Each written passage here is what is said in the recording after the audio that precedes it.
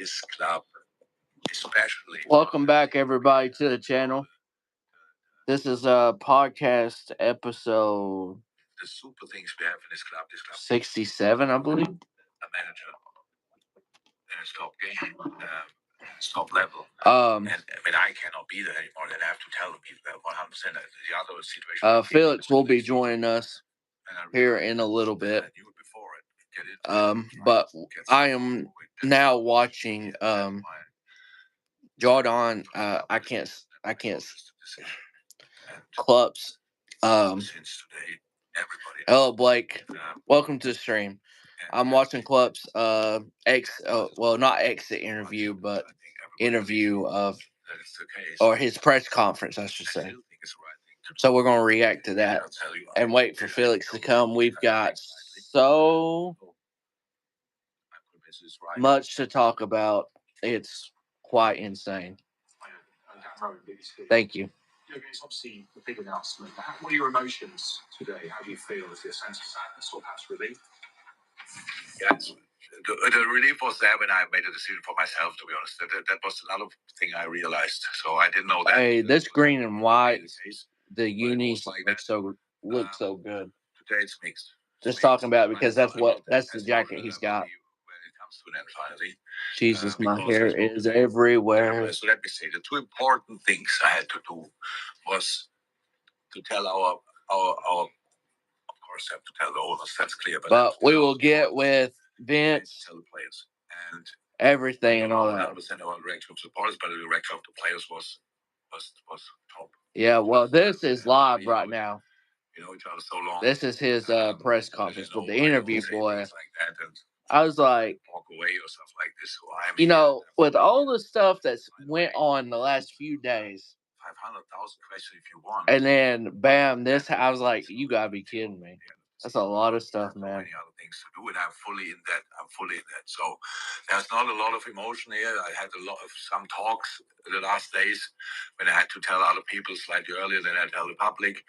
And there were some tears and stuff like this, but that's normal after such a long time together.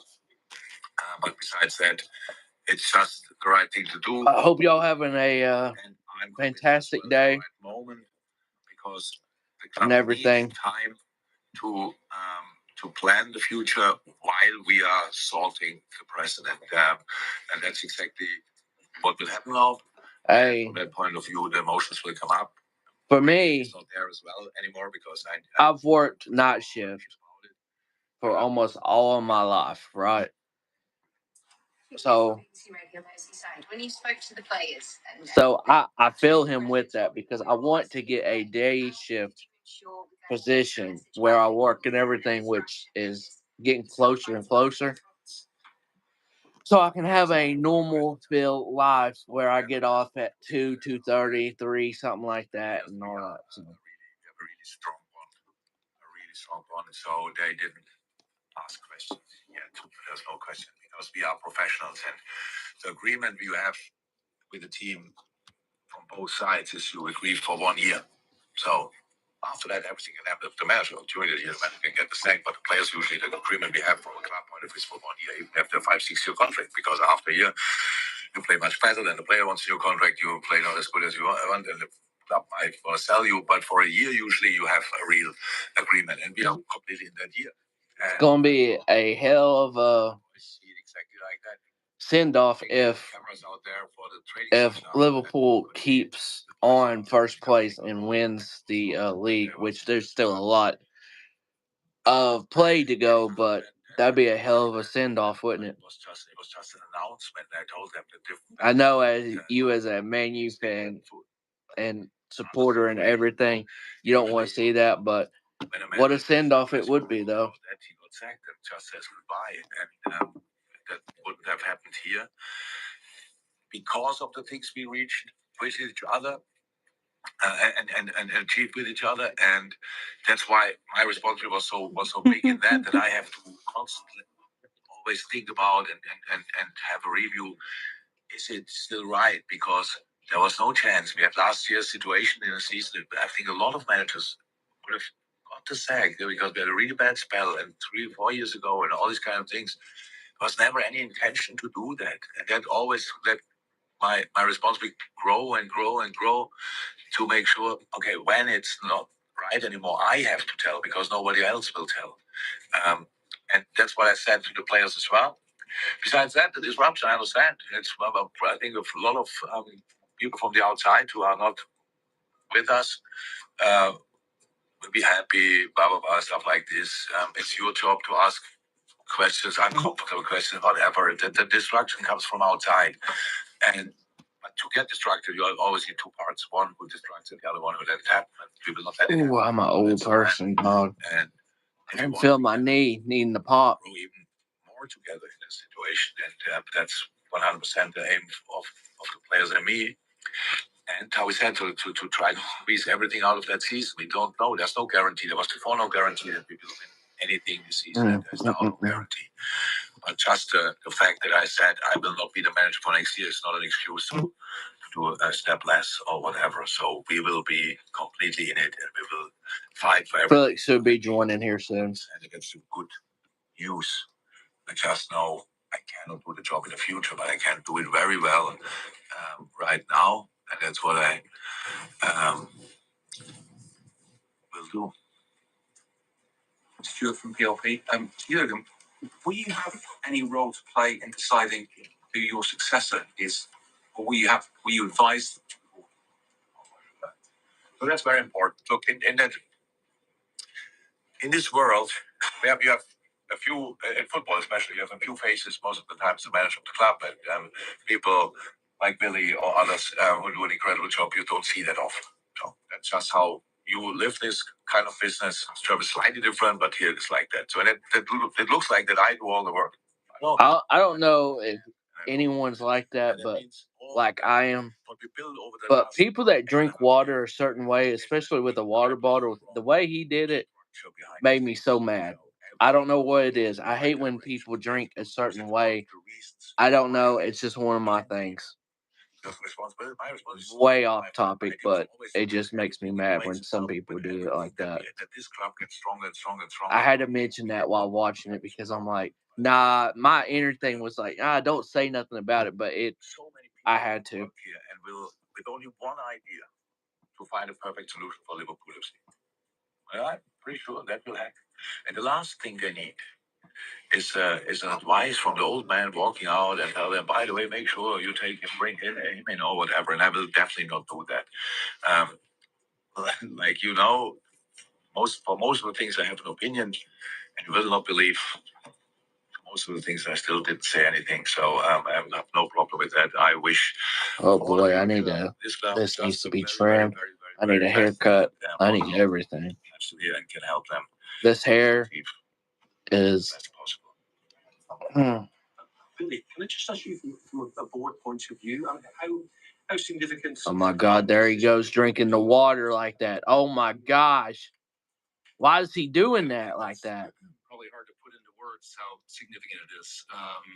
And I think when Jürgen joined us in 2015, he talked about. Yeah, man. I'm telling you, my hair don't really get long. It's just thick. I get that. I definitely don't get that from my dad. My dad, boy, if I have a, I don't have a picture. I would flame my own dad. But my dad, from our perspective, obviously, he had a lot of hair at one point, but he don't. I definitely get the thickness and everything hair-wise from my mom, not from my dad. Over the course of the last several weeks, and I think the first time that we had a chat about his decision, from a professional standpoint, but also from a personal standpoint. Yeah, I wish my hair was thin somewhat. I could see, but from my perspective, this was a decision that he had come to and that he was absolutely comfortable with and believed in. And when your colleague and friend comes to a decision, this is going to irritate me. That's something that you support and respect. Fuck it. Yeah, it's just going to be like that. Of course. But at the same time, I also, I think he said in the video the other day, last night that really this is about. Everyone sees what happens from the outside, but the amount of work and pressure, and as he said, he's been doing this for 24 years. So surprised in a sense, but also I understand it. And as I said, it's obviously it's a sad day, but it's also one that a credit to Jurgen. He's come to the decision. Jurgen. He wanted to give the club Jurgen. the opportunity. Why did I say be an orderly process? I saw how you pronounced it too, Jurgen. Not easy to do if this news isn't public. So we will go through that process, and as we have done in the past, the same process that brought us Jurgen almost 9 years ago, and that's something that we will do. We will do in private. That will be done with, as Jurgen said, the people that are here, our ownership, Mike Gordon in particular, will be a part of that process. And when we get to a place where we have further news on that, then we can discuss it at that point. But it's not going to be something that's going to be a running commentary. We prefer to, at this club, we prefer to operate. When we're ready to talk about things, we will. And until that point, we won't. And we won't talk about other people, and we won't get into the name game.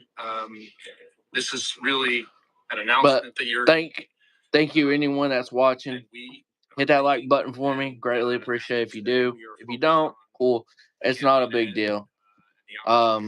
Because I'm not one of those that's like, oh my gosh, let me look how many likes I get. Oh my gosh. Now, please hit that subscribe button if you're new, because I want to get to 500 and all that. So,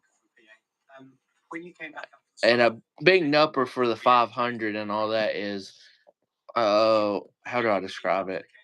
You can get like super chats and stuff like that. Start doing that.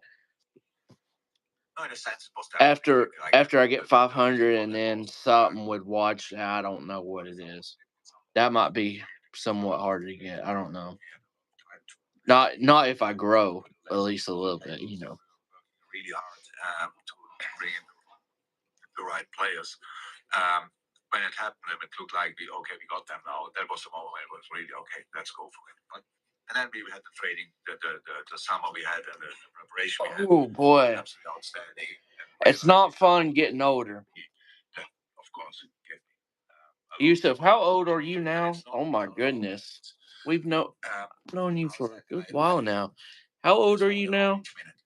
Of the team, how we react in different moments, and all these kind of things. It's just the stuff what you have to do next to it as well. That's really a lot. Like planning. How I would love 20 now. Oh my God. Actually, the transfer window is the one where sometimes decision 20? We've known each other for 25. I'm 27. So I'm 27. And to be spot on as well, because it's really important. And then I realized that's not hearing 20 out of you, boy. Oh my gosh, I wish I was 20. 6 press conference weeks. It feels like 9 years. You will slowly understand when you're like, oh, that when you hear someone say, they're 5 years younger or something like that, you'll soon realize you're like, dang, I wish I was that. Like, I wish I was 25. That means 2 years younger. Oh my goodness. It means so much. It's so important for so many people. I cannot do it on 3 weeks. But 27, and people think I'm older, which I mean I understand because of this and everything. So I understand that. But so many other managers out there, but I can't even fathom at the point of I'm 27. You know what that means? Next year will be my 10-year anniversary for high school. I'm who I am because how I am. With all the good and the bad things. That is going to kill me. Next year will be my 10-year anniversary for a high school. Oh my God, just shoot me now. Just shoot me now. What's up, Felix? What's up? Hello, how's it going? Pretty good, pretty good. New viewer, good lad, Felix the spot. Oh, Nathan. Hi, Nathan. Welcome to the podcast. Yes. Welcome. Now, I appreciate the new viewership. Really do. Even if you know Felix and don't know me, I appreciate it. I'm gonna put What's up, that. Yusuf? I'm gonna put that away since he is here. I was just killing time and pretty much did, and it worked out good. Um. Uh. Boy knows his chair. As a United fan, I'm simply giggling. Wow. Dang, another Man U fan. God, fuck, man. What are we doing? Yeah, we've got two now in here. This is going to be unbearable. Oh, Damn, well. We damn, move. damn tag team match up in here. Okay, turn that off. But I do appreciate it. You coming in and everything. Um, we shit. I mean, I don't want to be a pun to a top star, but Yusuf, what do you want to talk about?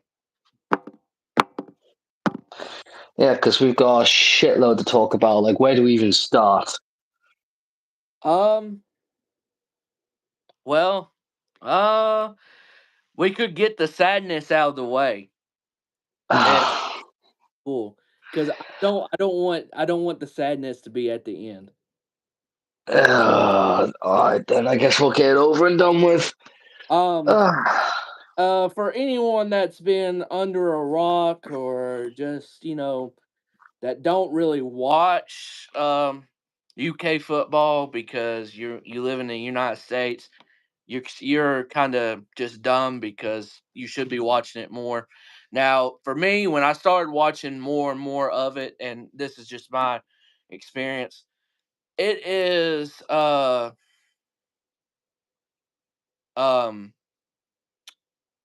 I learned it is just like baseball to extent, and and you'll understand what I mean about UK football, meaning about the same thing as baseball in the United States, also overseas as well. Japan is big. Um, you gotta be patient for a score and everything. You gotta be patient for a score more in football than baseball, but um first watching it and everything and like watching more and more and more, I'm thinking, oh my goodness. I was like, how do people sit through this?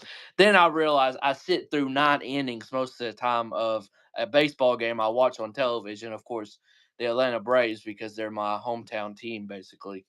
And it's like, if they watched 9 innings of this, they'd be like, holy shit, how do people do it? But an hour and a half and plus extra time, I've learned I'm like, it's one of these things like if when you're watching and your team scores, it's like it's like a burst of energy and everything. So it's just quite unique. Um but yeah, I will let you have the floor with this because you know how it is and shocking news for sure. I mean, everything we're going to talk about is going to be more shocking. And I didn't think we could have a week like this, just overall, but here we are. So I'm gonna let you uh, have the floor and let you talk with that. Yeah, this is a day I saw coming. Like, obviously, this has been coming for a while, but I just didn't think it'd be now, especially with how we've been the past year, like with Klopp building this new, like, Liverpool 2.0 to an extent. I thought it was going to be another, like, year, maybe 2 years, maybe even three before he would call it a day. But yeah, my thing was when I saw the Romano tweet about it, I literally thought he got hacked. Same. I was like, as soon as I saw the first tweet about it that popped up on my timeline, I was like, please be a fucking fake account. Like, like one of those like fake accounts people make that do joke tweets, like shit like that. I literally clicked onto the account to make sure it was like a proper account. And as soon as I saw there was actually like a proper one, my heart sank. My heart fucking sank. And that's an understatement. But yeah, this is heartbreaking as a Liverpool fan, and I can't even describe the feeling. It's awful. I mean, Nathan, you've gone through this with Sir Alex Ferguson, so you can understand this to an extent. But it fucking sucks. But I respect Klopp's decision. At the end of the day, if he's feeling too tired to do this any longer, that's completely understandable. Like, he's been here for 9 years, and the stuff he's done for this club is unfathomable. Like, he deserves a statue outside Anfield for everything he's done for this club. And it's not just like the trophies he's won, the squad he's built. It's also about the moments he's had along the way.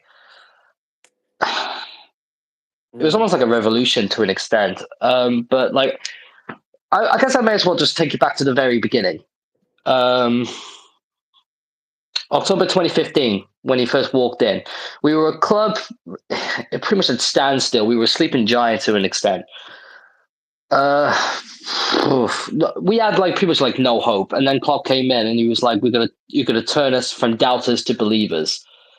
And back then we were doubters. We were not 100% sure if he was the right man for the job, or whether we were going to see any success with this, because the previous managers didn't exactly live up to any expectations. And at first, it took a while to get going, considering the squad we had was not good, to say the least. It took a while for Klopp to get to build the team going, to get it going.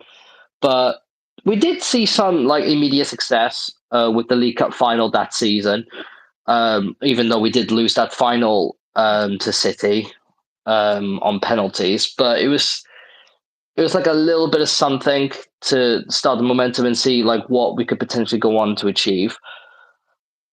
Even though we did end up finishing that season 8th, Klopp joined a bit later on, so it wasn't like all Klopp's fault, the reason why we finished 8th that season. But like I said, he got to a League Cup final, so it was a bit of something.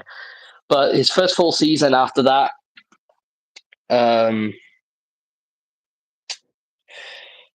he got us to the Europa League final against Sevilla. Again, even though we lost that final, we did lose the first few finals with Klopp in charge. But again, it was something, a little bit of promise to show that there's a lot of potential with Klopp at the helm.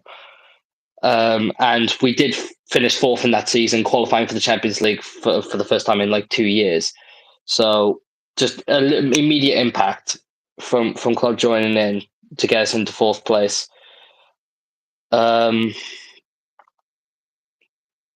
And then, since then, we've pretty much been in top 4, around that sort of ballpark the whole time, apart from one season, which was last season. So I think that's an incredible achievement.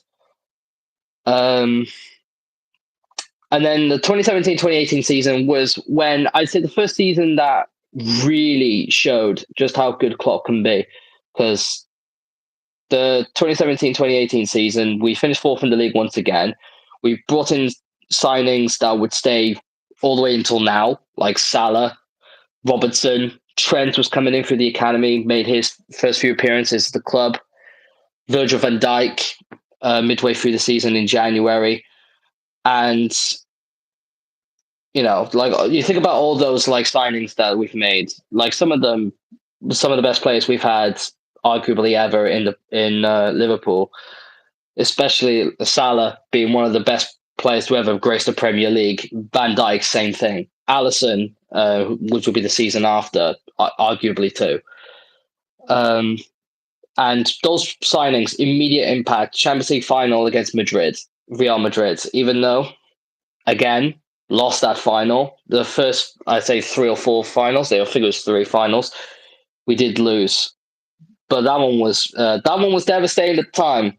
But the fact that we got to a Champions League final that quickly under Klopp, considering where we were before he came in, it was amazing. And it was like, okay, we lost to a Champions League final against the best team in Champions League history. We could push on from this.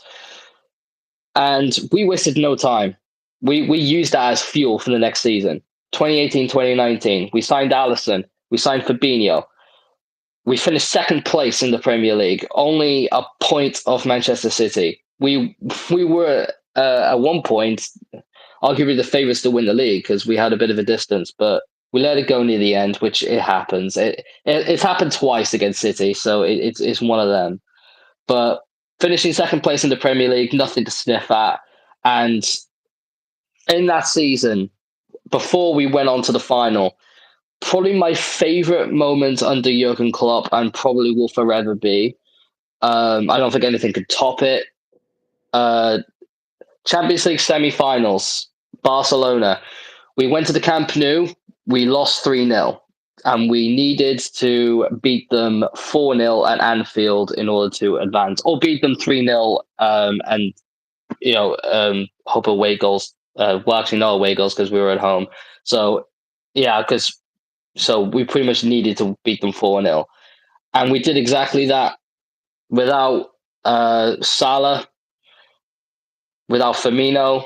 We went in there with Mane, Divock Origi up front, and we beat them 4-0. One of the most legendary comebacks I have ever seen and will probably ever see. Stuff like that. Like, Klopp even came out and said after the Camp Nou that he pretty much spoke to the lads before we went out at Anfield saying, just try. Just try. If you can, just fail in the most beautiful way possible. That's what he said to them. Even if you fail in the most beautiful way possible. And that line right there actually does speak about Klopp as a manager. Mm-hmm. That never say die, never say quit attitude, no matter what adversity is put in front of you. Never give up. Push through. And Klopp just gets the best out of the lads every single time. He's an incredible manager. Like, at times, Klopp may not have had, the most world-class players in front of him. For example, a Divock Origi. Divock Origi in front of any other manager doesn't achieve very much. But Divock Origi under Jurgen Klopp became one of the most clutch players to ever play for Liverpool. Scored 2 goals in that 4-0 against Barcelona. Scored in the Champions League final, which I'll get onto that. It just shows the type of manager Klopp is. And then we went on to take that as fuel and won the Champions League final against Tottenham 2-0.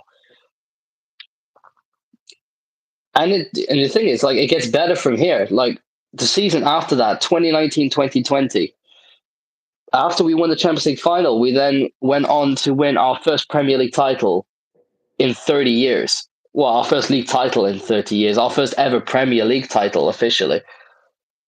With the most points in club history, with 99 points, an 18-point gap over City, the earliest to ever win the Premier League. We won it in March, I think, or it was something among those lines. It was very early on. We won it. It was ridiculous. And even though, yes, it was in front of no fans in the end because COVID struck as soon as we won the league, so we weren't able to officially celebrate it with fans in the stadium and all that, which does suck. But just the feeling of us winning the first Premier League in 30 years, utterly unreal. If you'd have told me back in 2015 that in 5 years' time we'd have won the Premier League, I wouldn't have believed you. I would have laughed in your face. I would have said you're a fool. I didn't foresee us winning a league title. I would say in my entire lifetime, because that's a long time, but definitely not for a while. I did not foresee it. So the fact that we pulled it off, incredible. And then after that, 2020 to 2021, it was an interesting season, to say the least. We got third place in the Premier League, though, context, Virgil van Dijk was injured for the entire season, and so was pretty much our entire defence. Matic was injured, Virgil was injured, Gomez was injured.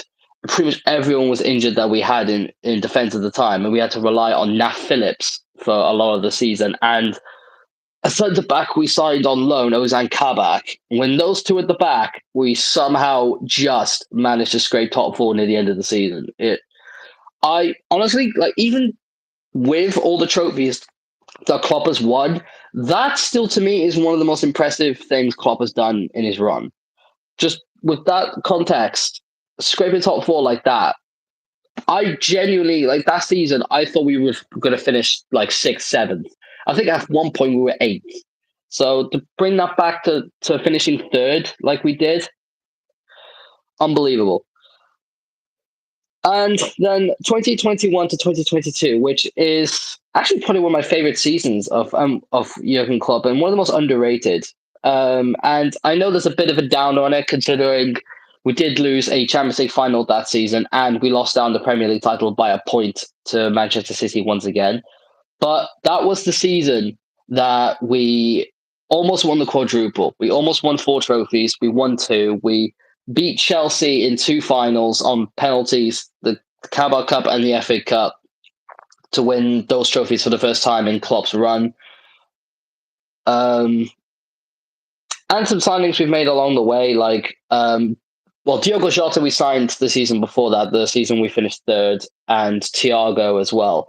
But we also signed Konate that season when we did win the 2 trophies. And Konate, since we signed him, has been a class signing. Now pretty much the main centre-back alongside Virgil.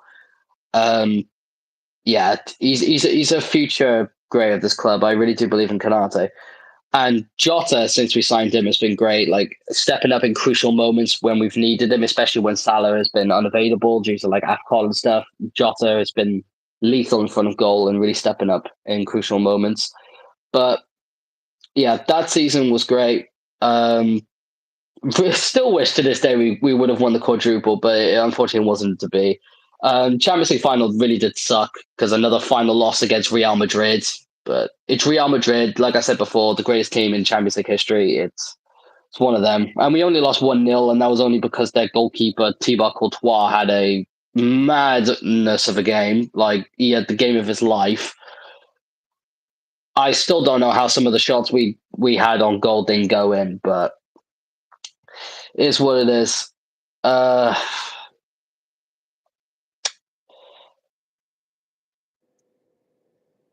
And then 2022-2023, the worst season under Klopp by far. Last season, by far the worst season under Klopp in terms of how the team performed and all that. We finished 5th, just missing out on top 4. It was not a good season. You could tell the team was exhausted, especially some of the older players that we had, like Henderson, and players like that. Fabinho was not as good as he used to be. Fuck off, Yusuf. I enjoyed that season. I know you did. I'm pretty sure you did, considering how good United did in that season too. Some bitch. But yeah, that was not a good season. Henderson, Fabinho, exhausted, not able to do it anymore. Naby Keita was too injured a lot of the time to really make an impact. Same thing with like players like Oxlade-Chamberlain. That's why we've got rid of all of them this season. And it just seemed like the older players, their legs just ran out. Just wasn't able to do it anymore. But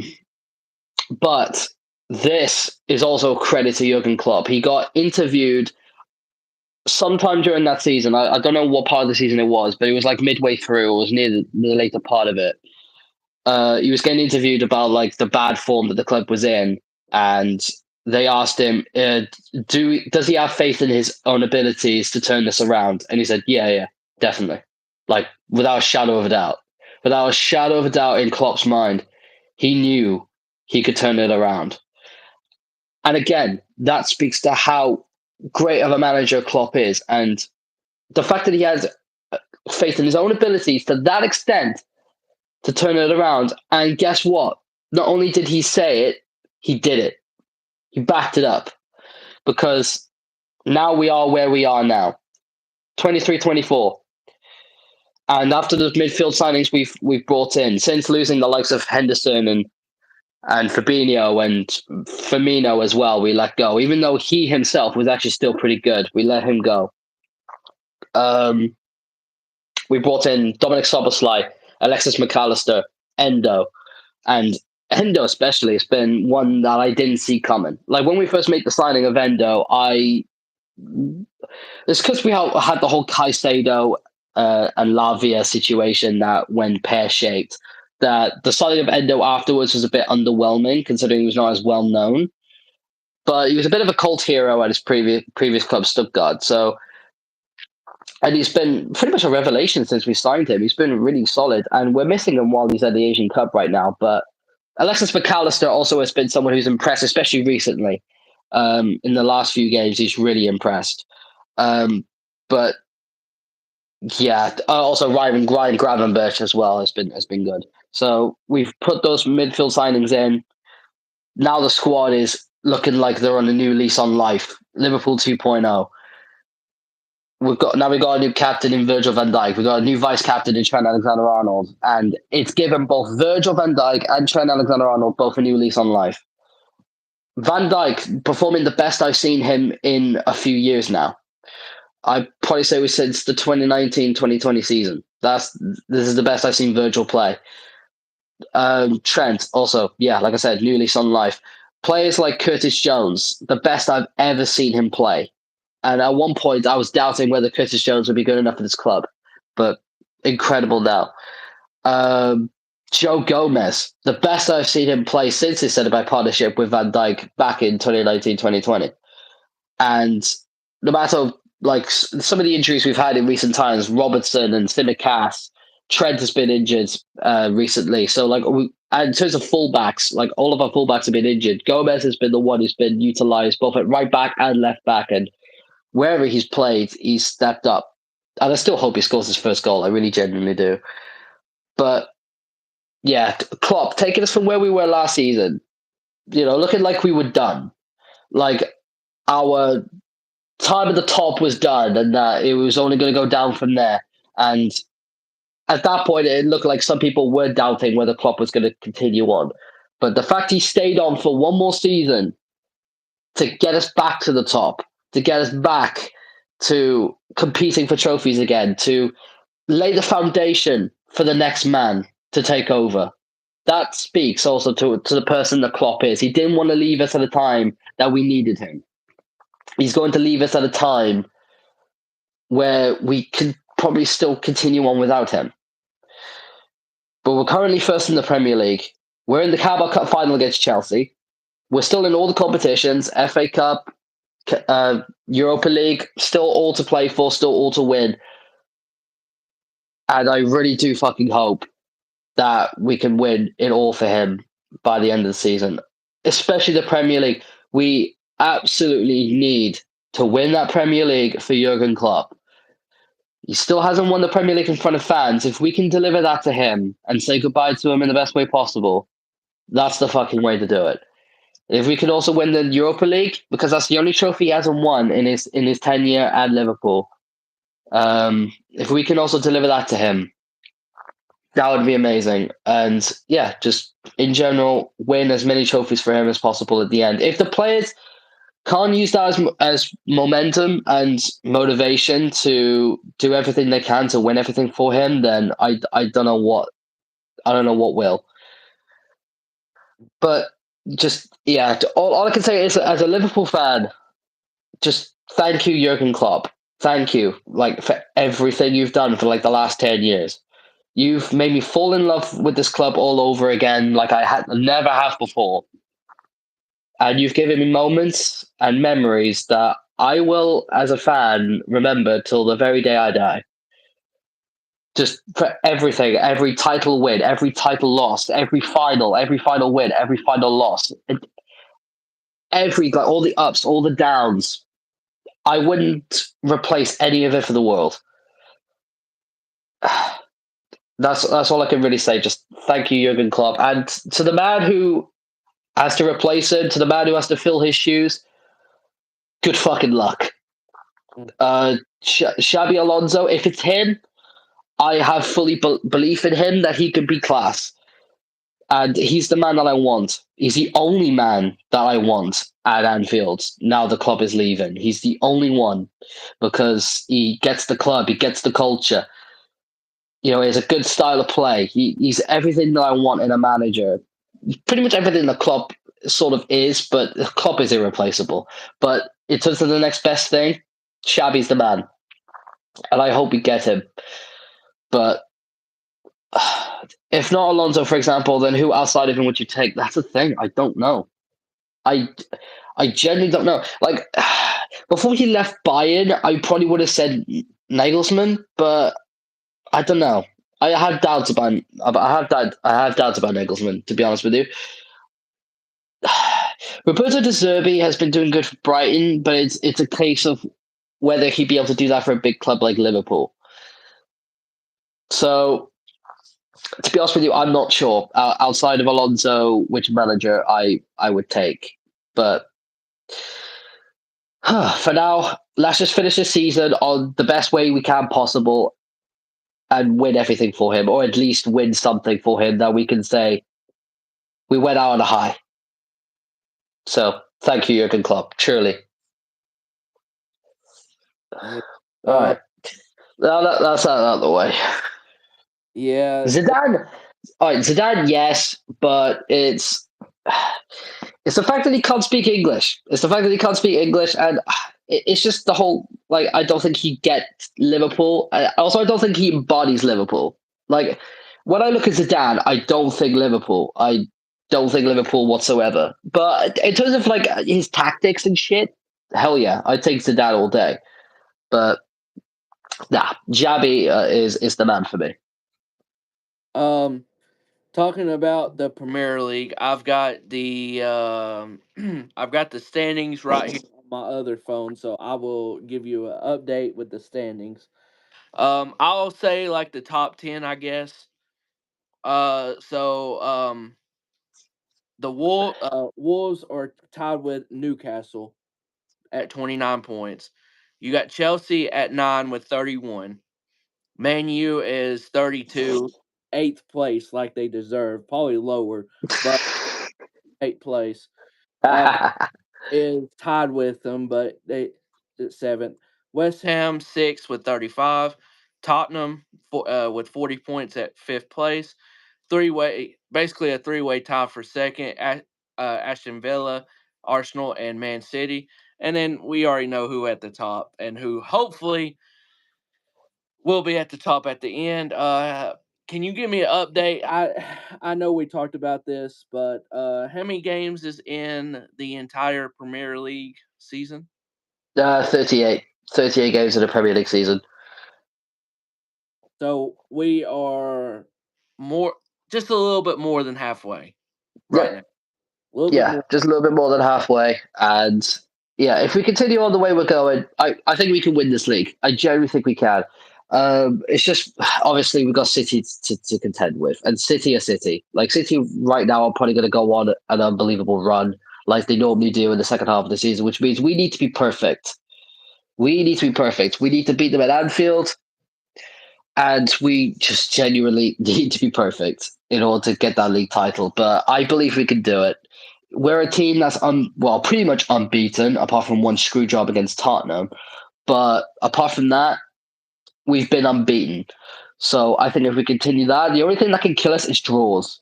The only thing that can kill us is if we draw games, because that normally is the killer with us and City. Once Holland is back, it's going to be tough at the top. Yeah, you are right there. You are right there. But I don't know. There's just something about the feeling of this squad this season. It's a bit of an inevitable feeling I get with this squad that I haven't had since we won the league. So we'll see. We'll see. But I'm hoping that the players will use Klopp leaving as motivation to get that done. If my correction is right, March 9th is when it'll be at Anfield against Man City. So looking at the match and everything, it'll be March 9th, so that will be huge. But I mean, all matches will be huge and everything, so it's going to be a big thing. So since we got that out of the way, and but whatever he does, even if he stays, if he retires or whatnot, whatever he does. I mean, because right now and I'm not going to say he will, but for me, there's a lot of NFL coaches personally that say they're going to retire. They stop for about 2 years and then they come back. I don't know if he will or not. I don't. That's not. Klopp Klopp hasn't really said what he's going to do in the future. All he said is that he will not manage another club in England other than Liverpool because of his loyalty to us, which again speaks to how he is as a person. Which I sort of knew anyway that like once he did leave Liverpool that he wouldn't like go and manage another club in England because that's just not Klopp's style.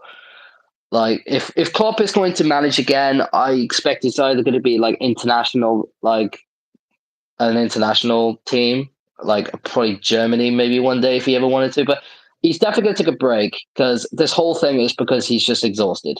He's just tired, and he wants time away from the dugout. So, which I fully respect. Again, he's been here for 9 years. He's done everything. Been through intense seasons. He deserves a rest. He deserves a break. So, yeah, whether he does anything in the future, who knows? Klopp screams Germany after World Cup 2026. I agree. I think he stays away from football for about 2 years, and then I think he goes to manage Germany. Yeah, I do agree. But whether he does that remains to be seen. But if he does come back to management in the future, then I wish him forever the best in whatever he does. And even if he stays retired, what a fucking career! Honestly, he's cemented his legacy. Like the stuff he did at Dortmund, fantastic. But what he's done at Liverpool, that cemented him in Premier League history and in terms of one of the greatest managers that has ever graced the Premier League. Definitely top 5 at the very fucking least. One of the best. Simple as that. Yes. All right. So let's get into the other news that we got that we haven't even touched on.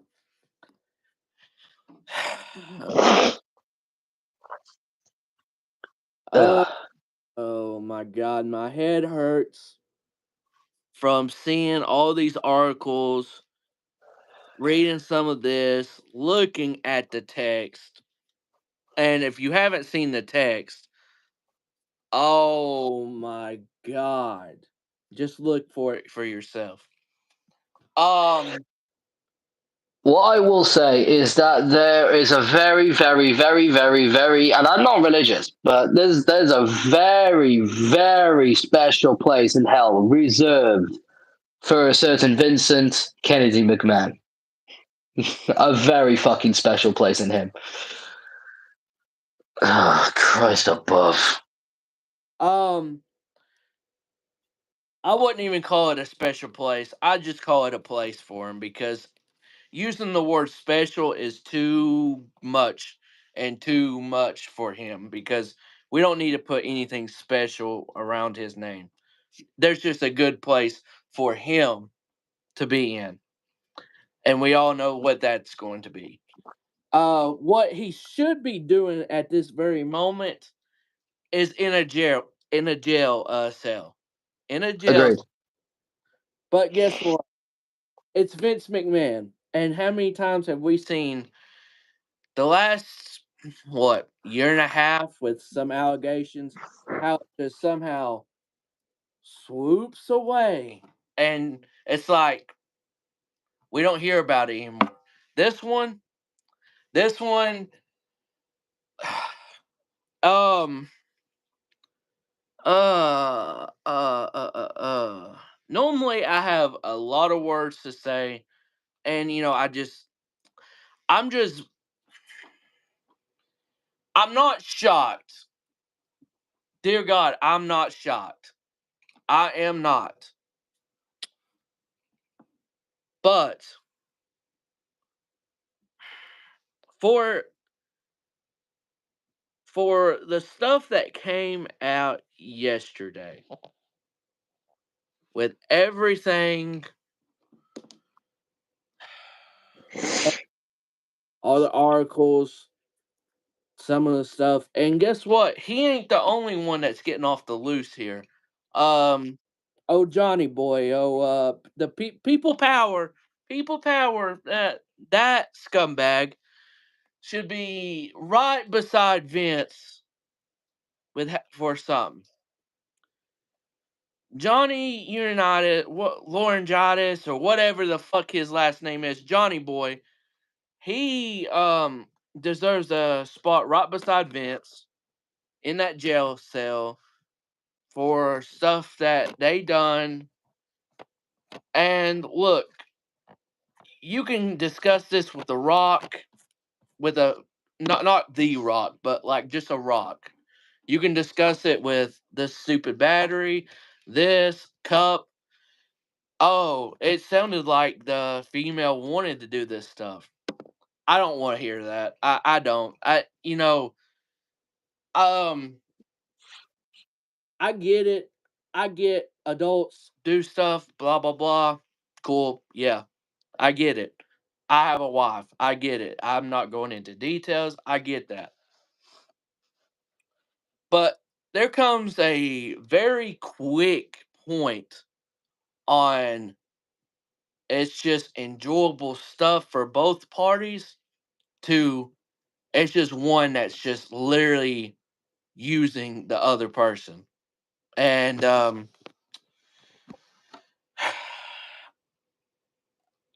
will say this is the only thing I will say about the woman and everything. And with some of the text, it's like she never said, "Oh, I don't want to do this, Vince. I don't want to do this." But you don't know what type of situation she was in or she got herself in with being cahoots with Vince and then feeling like she had like no choice. Because sometimes that's how women, even maybe even guys, but most of the time it is female just because of how awful some guys are out there doing stuff. Um where they feel like they have no control and they just have to do whatever. Because look, let's be honest, Vince is a very powerful person. Well, not anymore, but once was very powerful. And powerful people sometimes get away with a lot of awful stuff. Now, thank goodness he didn't get away with this. And I know it took her a semi long time to get this get this out and everything, but I believe this is the nail in the coffin for Vince and for good. Now he has not been kicked off the board of the TKO yet, but I would assume that he will be very soon. Now I don't know how soon, but I hope it's very, very soon. In my opinion, he should have been kicked off yesterday. But, I'm not a big company person like they are. Maybe they're waiting for all the details. But sorry, if you see those texts and how he worded those texts to her, his ass would have been out of the door. Where if he was even near me, I'd be like, "Hey, you're gonna have to get out. You're done here." Um, uh, Felix, I don't know if you've seen everything or all that. I couldn't even read them all. Made me sick. Yeah, it made me sick. But to me, I had to read most all of it because if I don't, then I don't know the details. And one, I don't know how bad the details are. I mean, how bad Vince is, and we saw how awful Vince McMahon is. We already knew he was bad, but this is literally the cherry on top, and not in a good way of how bad he is. Felix, how I don't know if you saw all of this, but what is your thoughts on these new allegations and Vince, Johnny? Johnny's not out of the clear, and unfortunately, I don't know how I feel about this, and I hope this part ain't true, but it sounded like, according to the the Journal Street article, someone they're talking about a former UFC person that's WWE. The only one I can really think of that's male is Brock Lesnar. So Brock Lesnar might be in this, and I'm not even going to say what the hell they said about him, because that just sounds so dumb to even do that. But what do you think about all of this? Yeah, I unfortunately had the displeasure of reading it. Oh, not fully though, I will admit, because again, it made me sick to my stomach, like Yusuf. Although I did read all of it, I just skimmed over it. To be honest with you, I did like read in depth because I was getting sick to my stomach reading it. So I was just like, I read like the first bits of it, but and then after that, I was just skimming through. I was like, fuck, this is fucked up. It's either Brock or Riddle, but seems to be Brock. It is Brock.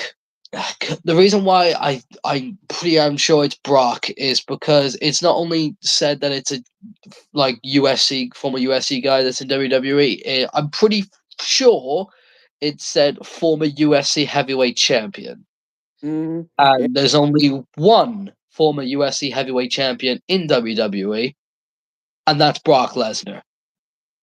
In terms of the allegations, it's Brock. I hope it's not true, but in terms of the actual allegation made, it's definitely about Brock Lesnar. Yeah, we could put all the attention on about Vince and John Laurinaitis and Brock, and talk about like how shitty they are as people, like for doing that. If it is, if well, it's stuff about Vince is true, but if Brock is true. But the thing we mostly need to put awareness of is just women in wrestling, just in general, of how unsafe they are. Like this is not the first, or like not even close to the first thing that's happened because of like the stuff with women in wrestling. Like the speaking out movement, literally just a few years ago, the speaking out movement that happened. Just women in wrestling, and not even just wrestling, women just in general need to be safe, like need to be safer, but there needs to be more protection. There needs to be more protection with women in general, but especially in wrestling. Like it's getting beyond a joke now. I thought you were about to say something, Tyler, so go on, Yeah. continue. Well, I was going to say, when you said about the female thing, unfortunately, it probably stuff about female wrestlers or just females in the industry. It probably won't be the last story that we see either. No. So that's the unfortunate thing. I'm gonna have to make you. Hey, I'd appreciate that, and honestly, with how good you do stuff, I would literally pay you if I can find a way. If we can find a way to do that, because that's your time that you're wasting, not wasting, but doing for me. So I would pay you for that. Um, but yeah, it didn't name Brock in it, but most likely that's got to be the only person, because it said heavyweight champion, I believe. But Brock hasn't commented on it. He was supposed to return at the Royal Rumble. Doesn't sound like it's going to happen anymore. Unless he clears his name, which he hasn't said anything yet. I mean, Brock, I mean, you know, people say, "Oh my goodness, I feel bad for uh Sable, Linda, and wait a minute." Yeah, said they feel bad for them. I just want to tell y'all this. I don't know if y'all know this. Vince and Linda haven't really been together for like 15 years. They're still married, but they're not together. I don't know if y'all knew that. I do feel bad for Sable if this is true about Brock, though. Brock, I never would have expected that. It seems so out of character, but it seems to be a common thing these days. Yeah, the thing you expect out of people doesn't mean shit. It doesn't mean fuck all. Like, because people could turn out to be what you don't expect them to be. It happens all the time. Brock wouldn't be the first person that it happened with, and he won't be the last if it is true. Yeah. So, yeah, the whole like, oh, I never expected that out of this person doesn't matter. Doesn't matter. If they did it, they did it. It's just that's just plain simple. Yeah. So Mhm. it's unfortunate. It's shitty. It really is shit. But unfortunately, that's just the way the world is. What you expect out of someone is meaningless. Yeah, you are right about that. I will say, for someone that for someone that normally keeps to himself like Brock normally does, and you could tell, this is a wild, wild thing to say, to come back and everything. I to resign, and that's how you come back, because I'll just, if y'all don't know, I'll just say it. Supposedly he told the female, and I'm not going to say Miss Grant. That's all I'll say. I'm not going to say her full name, but Miss Grant told told her to. I can't believe this is a even a real thing that was in the article. You would never believe that this is a real thing, but told her to, oh my god, to pee in a cup. I've never heard it, or just pee overall in a cup or something. And then supposedly afterwards he called her a bitch. I don't know. But those things make absolutely no sense. First of all, first of all, if Vince, okay, look, if Vince is offering you a female, say whatever, is the first thing you're going to ask her to do is that, or what's the first thing you're going to ask her to do? Do something with you, most likely, if he's offering something. If your mind is so out of the blue like that. So now, trust me, I'm not going to do that. I'll be like, you don't have to tempt me to come back like that. I probably don't even want to come back, especially if I'm working for Vince. But Vince and Brock are like this.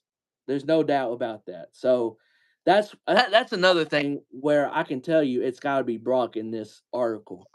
Even if it didn't say UFC champion or something like that, if it just said a WWE champion, I could have told you it was Brock, because they are like that. But that don't make that thing with Brock. I am hoping, because look, Brock has been one of my favorites for the longest, and if this is true, boy, I mean, he's got a lot to explain. I know he ain't a talker, but motherfucker better start talking and clear his name or something, because this shit's it. Now, don't get me wrong. Is it better than what the hell I saw with Vince McMahon and Johnny? I guess it's not really much any better. That nothing's better, but it's it's not as worse as what we saw with that. But I do want to clarify what you brought up as well. If you are, and it doesn't even have to be in this industry, it can be just a normal person out on the streets, just like me, just like Felix, Yusuf, anybody in here watching. If you're a female, do not, and I repeat, do not let a guy do anything that, or force you to do anything, because that's your own decision, own your own body, because a lot of guys be wanting to do that, and it's unnecessary, and it's very unresponsible and everything. So even if you're just a female, just a normal female out in public, just don't let guys do that to you, because a lot of guys do that, and it's very bad. And I don't really want to waste another second with talking about this, so let's please move on to everything else. We've gotten away with the sadness, and we gotten away with the what the fuck Vince McMahon and all that scenario. So let's talk about other notes and talking about that. WWE and Netflix with Monday Night Raw. Or, well, shoot. I don't know if it's going to be on Monday, so I might have jumped the gun saying that, but it will stay on Mondays, at least for now.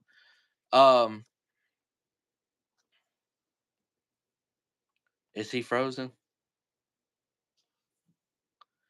Oh, I just noticed he's frozen on my screen. Oh, no. Oh, well. Okay. Yeah, I just realized, too, because I was like, damn, he playing a good game of not moving. Oh, my goodness. Oh, my goodness. He'll probably join back here in a second. Yes, you are right about that.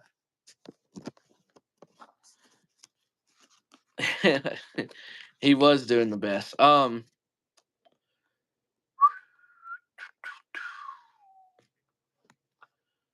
But Mr. Dwayne The Rock Johnson. Dwayne Johnson on the TKO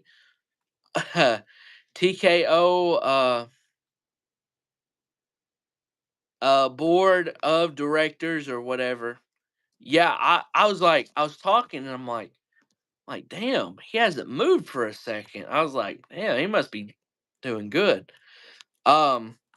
He is on the board of directors and everything. So we'll talk about Dwayne a little bit longer, but good for him and everything. So okay. All right. All right here. Is he gonna need another invite? Good thing I got two phones for the moment.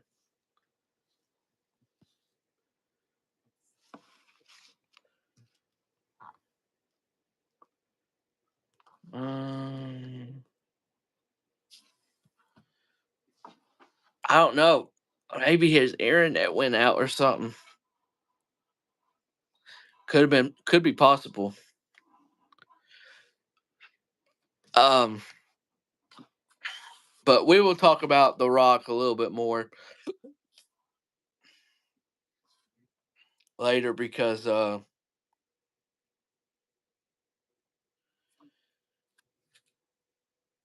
he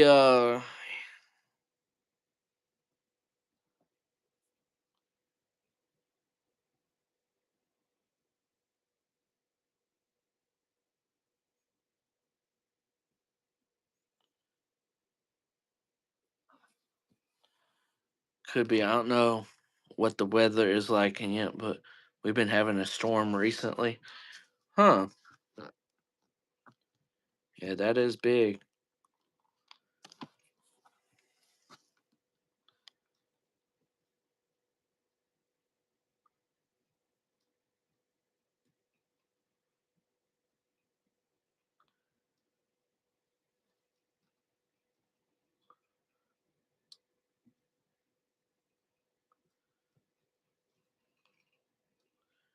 So, something I just saw. WWE talent have been specifically told not to talk about anything regarding the lawsuit. They were told to lay low and not talk about anything other than the Royal Rumble and storyline related things. Well, ain't that just great? That's just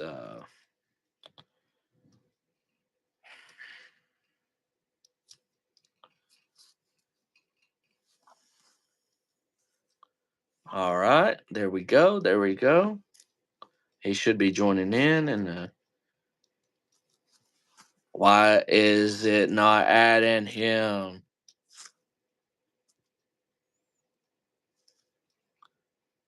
It should be adding him now.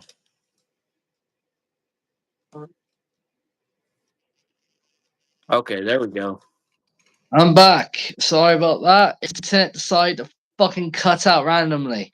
So yeah, that was a fucking surprise. But yeah, I'm back. All right. So what have I missed? What are we on? I've kind of went in circles for a little bit, but I just said The Rock is on the board of directors or whatever with TKO, which Hmm. which is a smart move on his part. If we're being honest, it's just a smart move.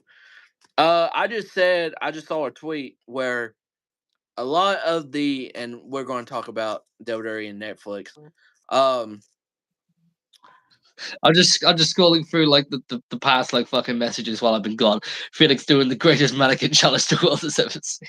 Yeah, because I was like, Fuck off, Yusuf.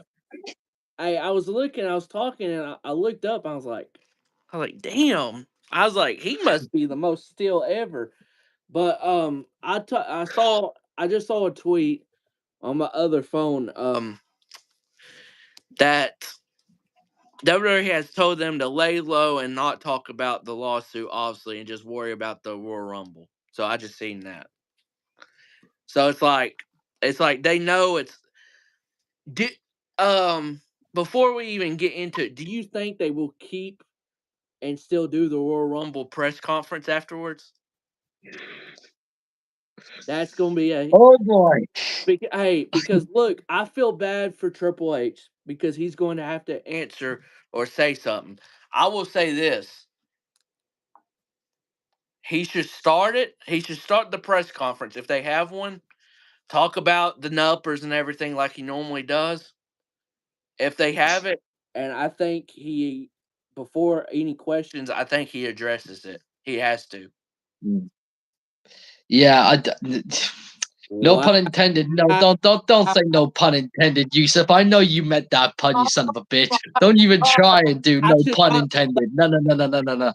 I should not be laughing like I almost did.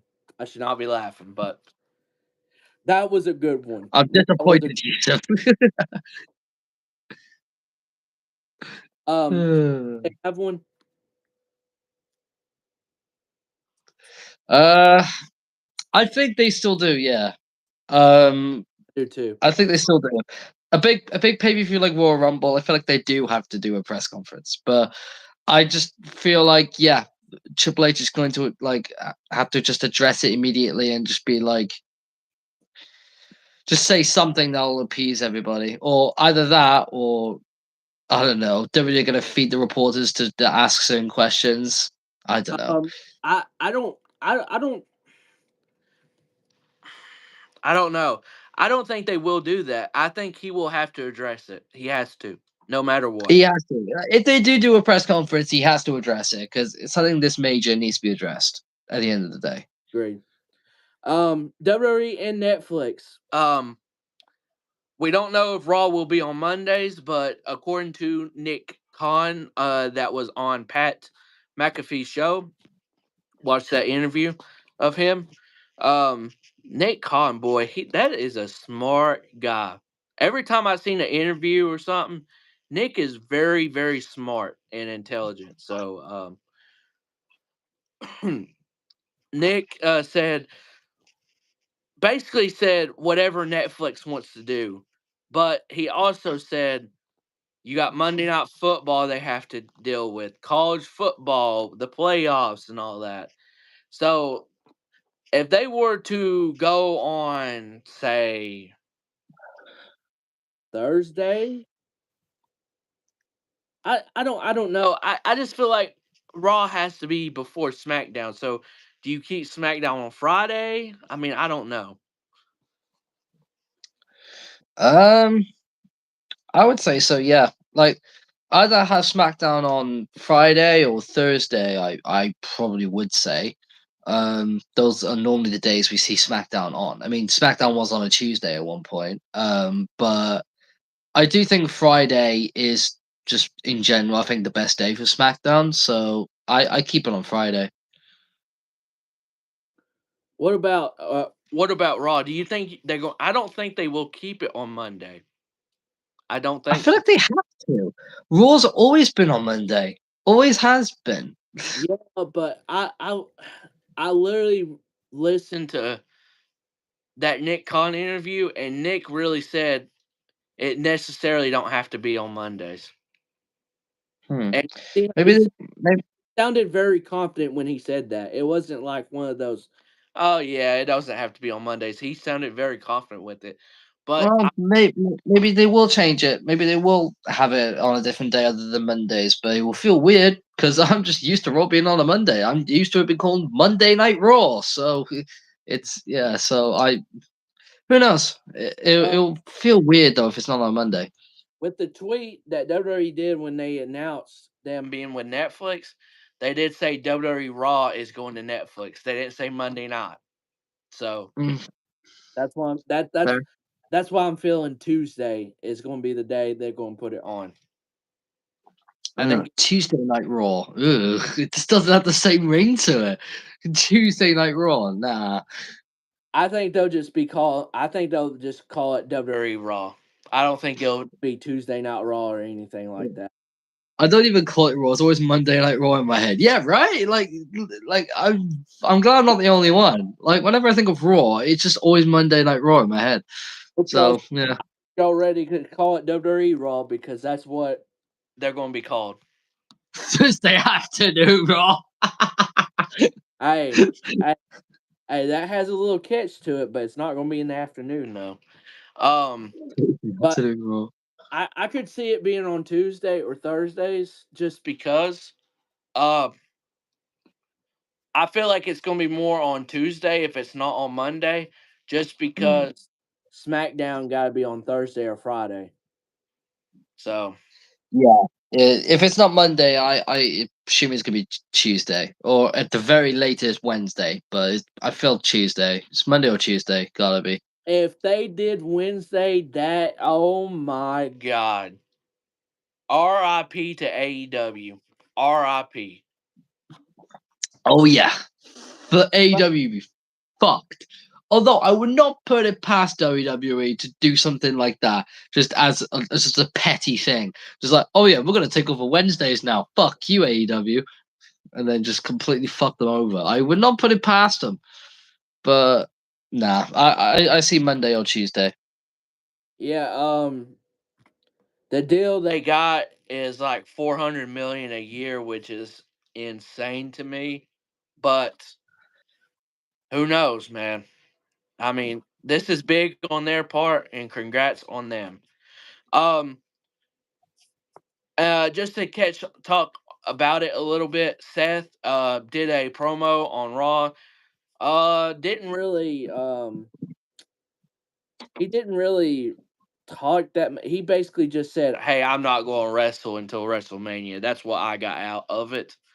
So I hope his health is good and everything, but I don't know. Every week I hope more and more that I really think it's on the way out. I don't know. I don't know. I don't know about MJF, but I think he'll stay with AEW though. I also don't think AEW is on the way out. I think that's very overdramatic. Are they probably declining? Maybe. I mean, they are losing viewership and that, and they're not thriving as much as they used to. And people thought they were going to be thriving over the next couple of years. This is how difficult it is to compete with WWE. I mean, TNA tried the same thing years and years and years ago. Look where that got them. But I don't think AEW will just go fail completely and go out. I just don't think it's going to live up to the expectations that people had for AEW, that it was really going to contend with WWE and compete. I don't think it's going to reach that heights. Not anymore, at least. But it's still going to be a company that's going to be around. So, yeah, that's my thought on that. They're going to be around, but I feel I understand what Yusuf is talking about too. when he's saying they're on the way out. Necessarily, no, they're not, but they possibly could be because I could. They have to have a big time signing sometime soon. And when I mean big time signing, I'm not talking about Mercedes. I'm talking about a male superstar. Maybe like a Drew. If Drew's contract, they don't get him re-signed, Drew could possibly help him. No offense to Drew. No offense to Drew. But AEW have had Punk. AEW have had Cody Rhodes. AEW have had now have Edge. If those names can't help AEW, then how the fuck is Drew McIntyre gonna help AEW? No offense to Drew. I love Drew as much as the next guy. But exactly, they have Edge. Edge is a much bigger name than Drew McIntyre. If you're talking about like a big name signing, the only name I can really think of that would be even bigger than Edge would be someone like a Cena. I'm sorry, but that's the only name that comes to my mind. But obviously, Cena would never like go to AEW. He's WWE for life. It's not the names; it's the actual product. That's another thing. And also, signing big names is one thing. You've got to create big names in order to make it as a company. And I just don't think AEW do it enough. They do it to an extent, like MJF, sure. But that's like one example out of many on that roster they could have made into stars, and they just haven't. Yeah. And it's worse. It's way worse when you get to the women. Like the women's division, in my opinion, is one of the main reasons why AEW is not thriving. Because the women's division is just useless.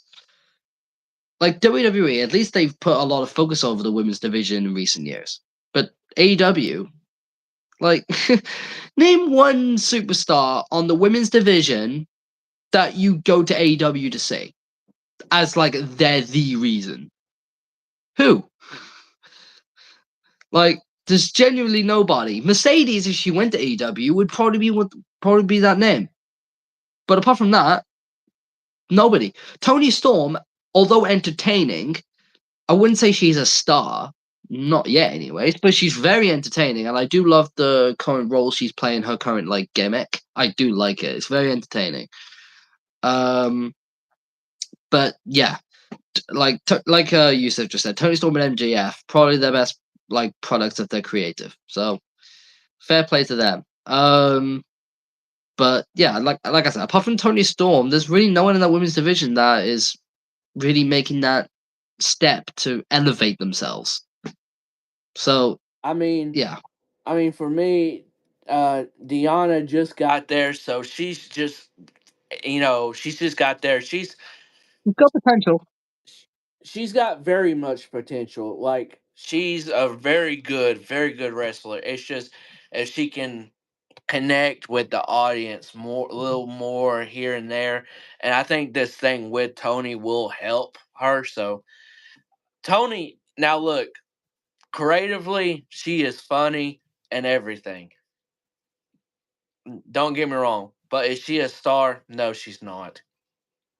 She's not a star. No, and not quite to that extent. I mean, she's very popular, but I wouldn't say she's a star. Not yet. Yeah, if she a star, a star is just what it is. If it's a star. Yeah. Like for example, like if you think of a star like in the women's division, like you think of someone like Rhea Ripley. Rhea Ripley is a prime example of a someone who's formerly like made into a star. That like if you think of like someone from the women's division that's been developed into a star, that Rhea Ripley is that name that you can think of. And then obviously you think of others that have happened in the past few years, like Sasha, Charlotte, Bailey, Becky, the Four Horsewomen. Like those are the people you think of. And Toni Storm's not to that level yet. But AEW need to try and make her into that, but they just can't seem to do it because they don't put enough focus on the women's division. Nowhere close. No, Tony Khan does an awful booking with the women's division. Awful, honestly. Mhm. Um, And when it comes to the tag team division, if it wasn't for FTR and if it wasn't for the Young Bucks, that tag team division would be in shambles as well. So not as bad as the women's, but if it wasn't for a certain few tag teams carrying that division, they'd be in issues. There'd be issues. yeah, you're right about that. Kenny Omega, he's got to wait about a month and a half or so to see if his um what does he have? It's what Brock had with his UFC run. Oh my gosh, Yusuf, you got to have it. What is it? It starts with a D. Oh my gosh. It can honestly kill you. That's the crazy thing. If you perform. Oh Jesus! Yeah, it's I don't know. I can't think of it right now. But it's a month and a half. He's got to wait to see if it goes down and everything so he can even have the surgery. So hopefully Kenny I hope he can recover from that and be good. Yes. Thank you. Yes. Diverticulitis. Ooh, doesn't Yeah. sound very nice. Yeah, it doesn't sound nice and it ain't nice. And the last news before we get to the Royal Rumble card and everything and talk about it, Mr. Okada. Kazuchika Okada, Mr. the Okada, Rainmaker. basically a free agent now. Where does he go? WWE, I think. If you'd have asked me about a week ago, a week and a half, but pretty much as soon as he was like announced that he was going to be leaving New Japan, I'd have said AEW. Because obviously, like the relationships he has with like Kenny Omega and the people he already knows over there, and the fact that he's appeared there a couple times already. But with the recent news that it's looking likely he's going to WWE and that he might be starting off in NXT, I think he's going to WWE. I don't know. I just have a gut feeling that he's going there. Me personally, if I was like handling Okada's return, I would not have him go to NXT. I don't think he needs it. I genuinely think he could go straight to the main roster and be just fine. From what I hear of Okada, he speaks all right English, not great English, but all right English. Like, pretty much how you expect from Nakamura, essentially. But I say Nakamura is just a bit better with English than Okada, due to Nakamura being in America for a few years now. But Okada doesn't need to have good English to be as good as he is. Like, Okada is just charisma, like just itself. His gimmick, the Rainmaker gimmick, it speaks for itself. You don't need to speak. All he needs is just to do his entrance, hit a lot of people with Rainmakers, and just do his thing, and just put on 5-star classics everywhere. I think it's good he starts in NXT. The main roster is almost 2 stacked in the next few months. True. I don't think him starting off in NXT is a bad thing. No. I don't think he needs it. But I don't think him starting off in NXT is a bad thing, because you think of a lot of established names that start off in NXT: Finn Balor, Samoa Joe, Shinsuke Nakamura. All have gone there and done great things before going to main roster. So yeah, I think him starting off in NXT wouldn't be bad. And there are a few matches in NXT I'd like to see him have, like against Braun Breaker before he goes up, Carmelo Hayes before he goes up, Ilya Dragunov. Names like that I'd love to see him face. But I don't know. There's a part of me that just wants to see him go straight to the main roster, because I think him on the main roster would absolutely smash it. But I just want to see him in WWE regardless of where he ends up, because some of the dream matches that he can have, we'd be here all day listing. We'd be here all day. AJ Styles, Finn Balor, Seth Rollins, Shinsuke Nakamura, Gunther. Just continue on and on and on and on. Roman Reigns, John Cena. Just keep listening. We'd be here literally all day listening to the amount of matches that we'd love to see Okada in. But one thing I will say, I think once the mid-card titles are freed up on the roster, Okada can come up. Yeah. I mean, to be fair, I think Okada is a name. If he went to the main roster, he could go straight to the main event scene. I'm not even kidding. He's just that big of a name. Like, yeah, maybe. Like, the thing is, in America, I do think he's genuinely as well known. Like, he has the same feeling as Nakamura when he first came into WWE.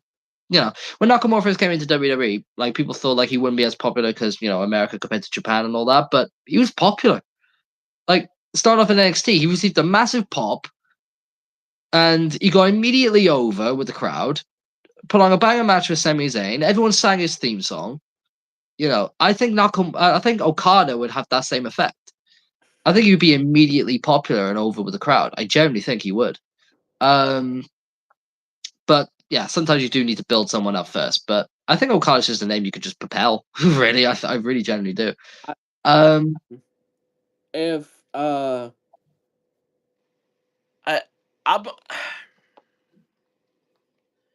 my gut feeling says he's going to go to AEW. I would like to see him at WWE. My gut feeling is going to be AEW at the end of this. No,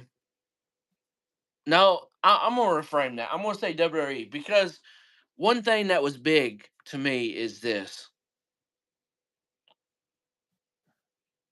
How he reacted at his last match and everything for New Japan and everything. You don't act like that if you're going to WWE. Because if you go to AEW, you can work New Japan still. Yeah. So yeah. So I think he will go to WWE, and this is how I would have his debut. WrestleMania, of course, like a Cody Rhodes like Cody thing, but Okada versus Nakamura. Booyah! Exactly the same. Exactly the same. I would do the exact same thing. Okada, Nakamura, WrestleMania. I know exactly how you can do it as well. Because you know how Nakamura has been like doing the whole like promo like stuff he's been doing recently. Like he did it with Punk, like the whole like, oh, I know you're close, blah blah blah blah blah. Although I don't think he actually meant it for Punk or not, but he was doing that whole thing. And I think he can do that with someone like Okada. Just sort of like just hype up like someone appearing or someone like appearing in WWE and then ending off at WrestleMania where he's in the ring and then the coin drops and then Okada comes out, does the entrance, and then they have a 5-star fucking classic. Like Tyler Mannequin challenge. Hey, do you still hear me though? Yeah, I can still hear you, but yeah, you're like a mannequin at the moment. I know. I saw my screen do that, and I'm trying to reverse it, but just keep on. Yeah, but that's personally how I do it. I mean, the I wish he would be able to debut at the Rumble, but I doubt that will be able to happen because I think his contract runs out after the Royal Rumble, so I don't think that will happen. But if only how I would do it if he was able to do it the Rumble. Tyler talking about his mouth moving. This is crazy. I know, but if he was able to appear at the Rumble, this is how I would do it. I would have Nakamura out at number 1, and then I would have Okada out at number 2. Just to like start off the Rumble in the most mad way possible. Okada making his debut. That's how I would personally do it. But the other way, which is the more likely thing, is WrestleMania. Like, Nakamura does an open challenge, like hypes up someone appearing in WWE for the first time, saying, "Oh, I know you're close. I'm like familiar with you. Like, we have history." Blah blah blah. Just hinting that it's Okada, and then booyah, the match happens at WrestleMania. That's how I do it.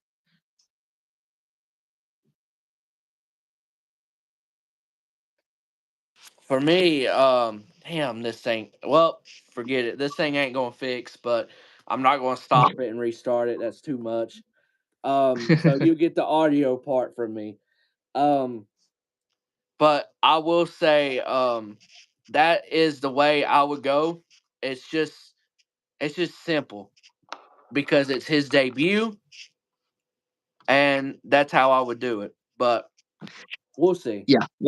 What I will say, if Okada does appear in WWE, this will be the biggest signing that WWE has made since AJ Styles. Yeah.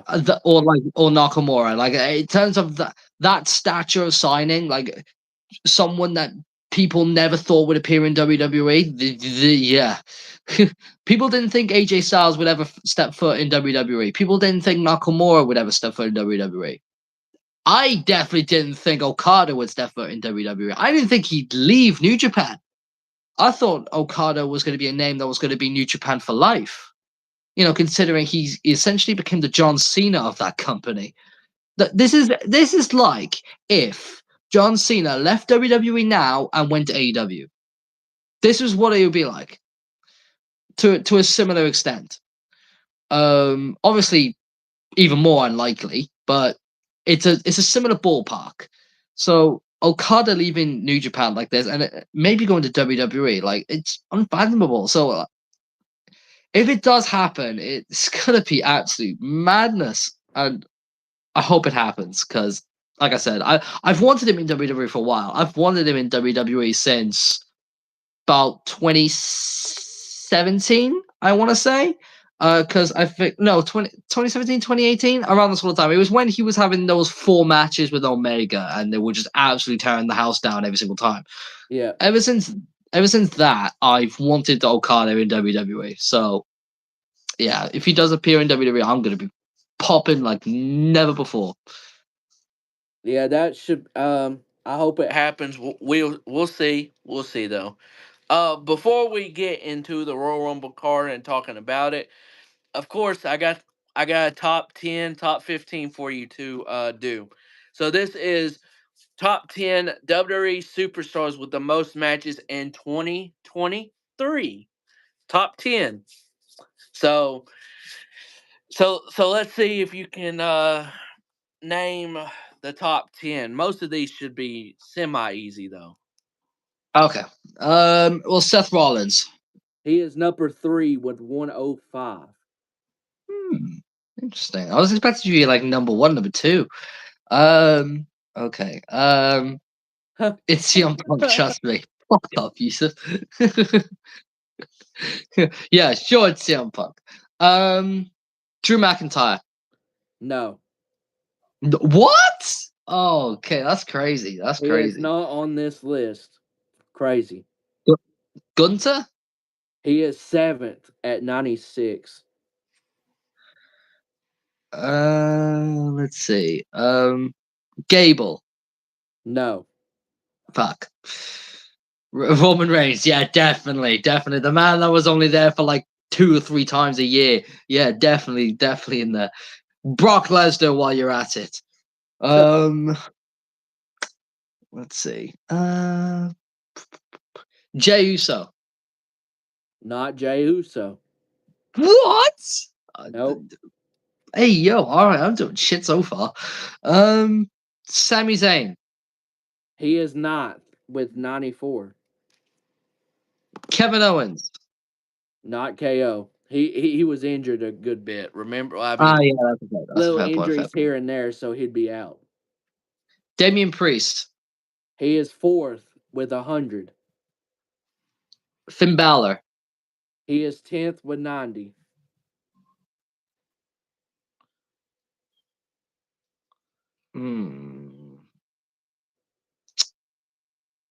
Bianca Belair? No. Remember, she had a hiatus for a couple months. Yeah, that's fair point. Becky Lynch? Not Becky. Fuck. Is there any women? No women. Well, that saves me embarrassing myself even further. I should have said something about if there was any women. I'm surprised. Yeah. I thought Becky would be on this list, but So did I. I got a guess, but I'm waiting to see if Felix will say it. We'll see if I will. Sheamus. no. Fuck. Wow. Ooh. I think there'll be a name or two on this list you might not name. LA Knight? He is 6th with 98. Hey, so that's 6. So you got 1, 2, 5, and 8 left. Hmm. I'm surprised you haven't got one. Solo Sokoa? No. Fuck. I'm really surprised you haven't gotten number 1. So do I. I don't know. The Miz? No. Fuck. Oh, come on. Why is my camera doing like this? Let me try to keep on moving it.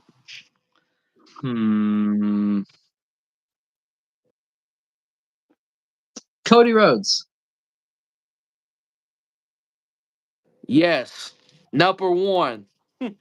Way, of course. 113. That's a lot of damn matches.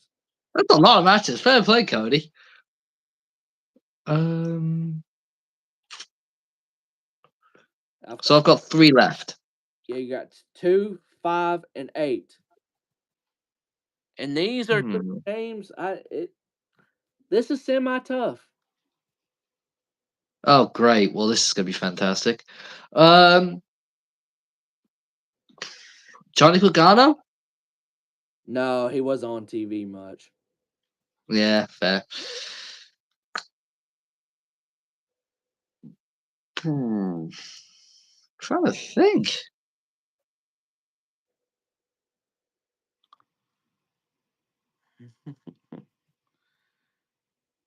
Santos Escobar?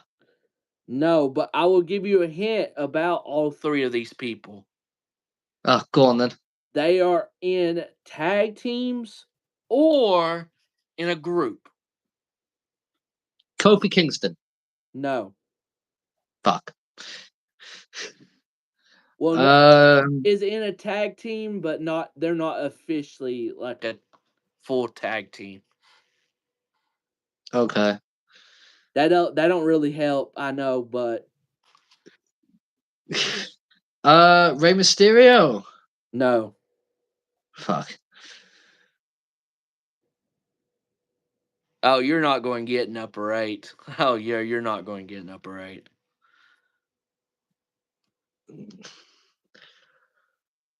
Pete Dunne? No. Okay, so 2 out of the 3 are in a group. 2 In a out. group. So just think groups. Think groups. Well, I mean, I've went over the LWO because I went with Santos Escobar and I went with Rey Mysterio. Unless it's one of the other 2. Like, what are their names? Fucking. Oh, what are their names? I forgot their names. Oh, this is how bad I am with their names. I remember their previous names from NXT, but I remember their nowadays names. Oh, the tag team in the LWO. Yeah. No. No, neither of them. Oh, fuck's sake. Oh my goodness. I've got over Judgment Day. Wait, Dom. Dom's number 2 with 106.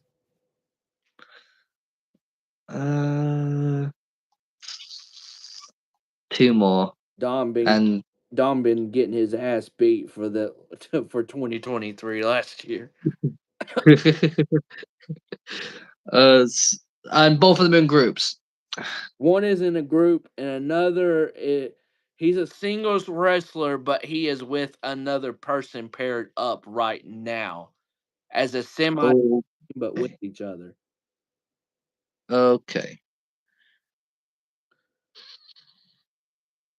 But just remember the group one. The group one.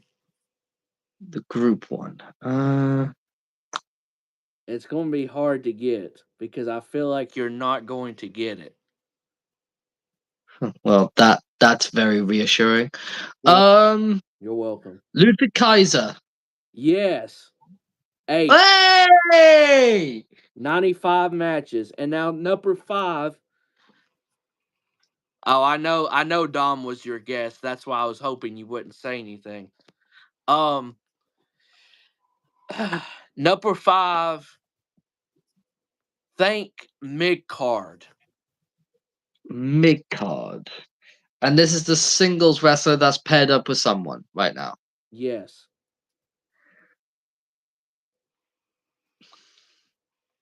And yeah. He had a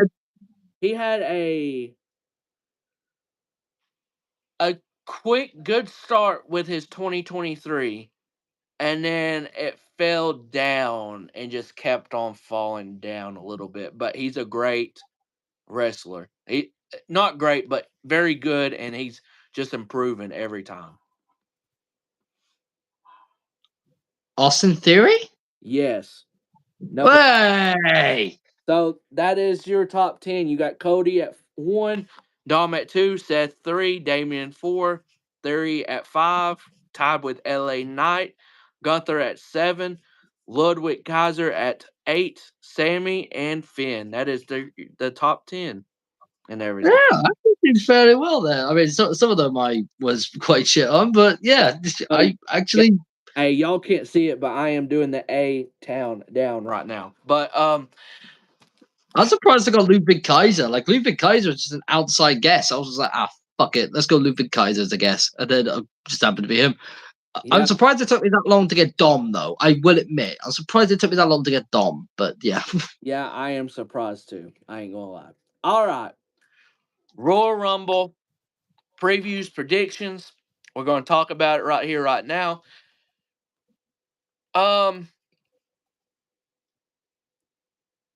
Let's start off with a very obvious one. I think it's going to be a good match, but I think it's very predictable. Logan Paul defends the United States Championship against the prize fighter Kevin Owens, and poor Kevin Owens, boy. Royal Rumble has not been a good pay-per-view for this guy. no, it has not. I think he's lost at every Royal Rumble appearance he's made. Right? I'm thinking he has. The ones I can remember are 2016 against Dean Ambrose for the Intercontinental Championship, and he lost to Roman Reigns for the Universal Championship. I think 2018. I want to say. He lost against Roman like 2 or 3 times at the Royal Rumble. Yeah. So yeah, it has not been a kind pay per view for Kevin Owens, and I think that bad streak is going to continue here. Yeah, I think Poor so. Kevin. Yeah, I think so too. So yeah, I got Logan retaining. I think this will be a very good and entertaining match, but I got Logan retaining. Yeah, I think it's going to be a good match, but yeah, Logan's retaining, possibly due to cheating, as Logan tends to do. Yeah. The women's Royal Rumble match. So let me look up something real quick to see who are all of the announced people so I can get this correct. Okay.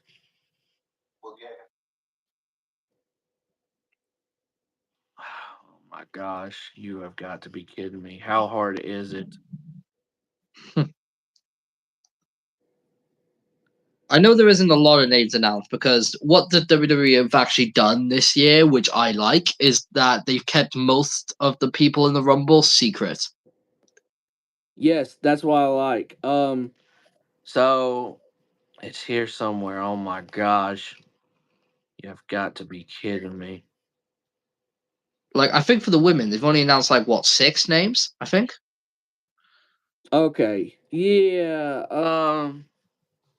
1, 2, 3, 4. Yes. So we got 6, and that is Bailey, Nia Jax, Becky Lynch, Bianca Belair, Ivy Nile, and Maxine Dupree. I can't do Samantha Irving is so great. I can't do what the hell she does. That she does an amazing job. But those 6 women, Maxine, Ivy, Bianca, Becky, and Nia and Bailey. Before we talk about who we think's gonna win and all that jazz, who you think will be some surprising entrances to the Royal Rumble if you would have a guess? Maybe 1 or 2. Hey, that's what I'm talking about. Yusuf, you have really got onto something. But give me 2 surprises. You don't. 2's really enough. Well, one name that I really hope appears is AJ Lee. That is the one for me, like the one that I'm wanting. So AJ Lee. Do I think it'll happen? It's a 50-50. But I'm just thinking with Punk back in WWE, I mean, why not, right? Another one. I mean, define a surprise, because we've had loads of women legends return for the last few Rumbles. It just generally wouldn't be a surprise anymore. Yeah, I. I'm just gonna go with AJ Lee, and I'm gonna go with like someone brought up from NXT, and I'm gonna say Roxanne Perez. Yeah, that would be good. Honestly, for me, it's AJ Lee, and that's really it for me. I'm gonna be honest, because AJ Lee, I loved her and everything, and I really hope she does, but it really just depends if she wants to or not. I think it's really just her choice. Oh, Mercedes as well. If it's a big if, but if Mercedes, Naomi as well. Can't even forget about Naomi. Naomi, of course, Naomi. All right, Naomi, AJ Lee, Mercedes. Those are 3 names. Boom, right there. Right there. Those are the 3 names. Will any of them happen? Maybe one. Maybe Naomi. Naomi's the most likely one. But we'll see the other 2. My question is, if Mercedes Sasha returns, is she going to have the name Sasha, or are they going to keep her with Mercedes? Sasha. Yeah, Sasha.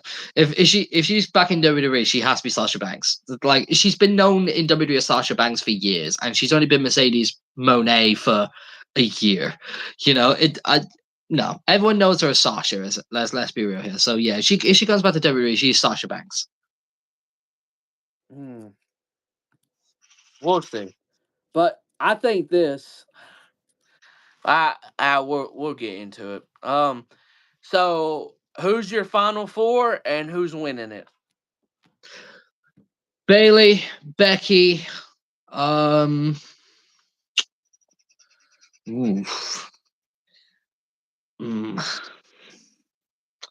If AJ Lee appears in the Rumble, AJ Lee.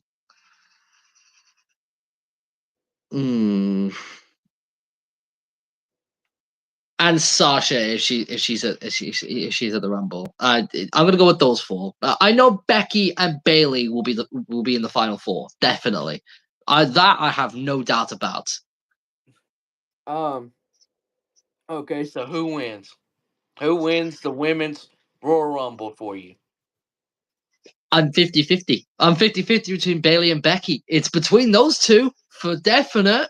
It's between those 2. My gut feeling says Bailey. My gut feeling says Bailey. I just think it's going to be Bailey's time. Becky's already won the Rumble, so I don't think she necessarily needs to win it again. Although I can see the story they're trying to tell if she does win the Rumble, because obviously the problem she had with Rhea, where she's been like there's a big part of my brain that is telling me that you're better than me, but I need to prove that you're not. And in order to do that, I need to win the Rumble and beat you for the title at WrestleMania. So if that's the story to go down and she actually wins the Rumble, I can see why they do it, and I wouldn't be mad at seeing Becky winning the second Rumble and being the first person to win 2 Rumbles for the women. But my gut feeling says Bailey. I just think, her time to finally win the Rumble, her time to shine in the spotlight. Yeah, and it could lead down to some interesting things with damage control turning on Bailey and stuff that has been built for a little bit of time now. So yeah, my gut feeling says Bailey. Okay. My final 4 is going to be Bailey, Becky, Naomi, and Nia Jax. That's my final.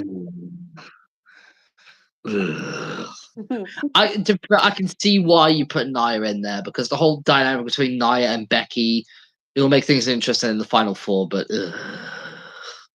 I will keep my mouth shut when it comes to Nia Jax. But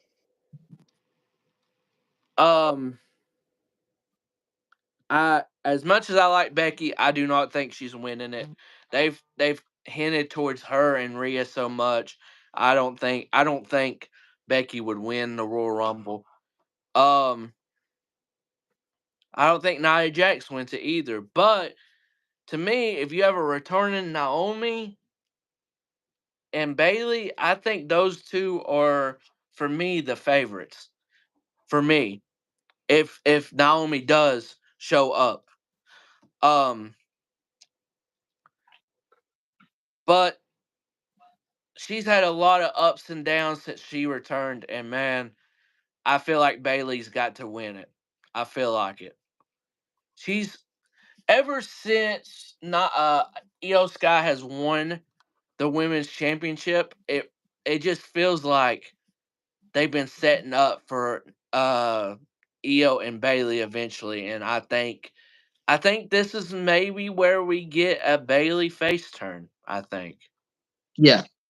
So I'm gonna go. Agreed. I'm gonna go with Bailey, but I would not be surprised if Naomi returned, if she might win it, because they like doing a shock factor. So I would not be surprised.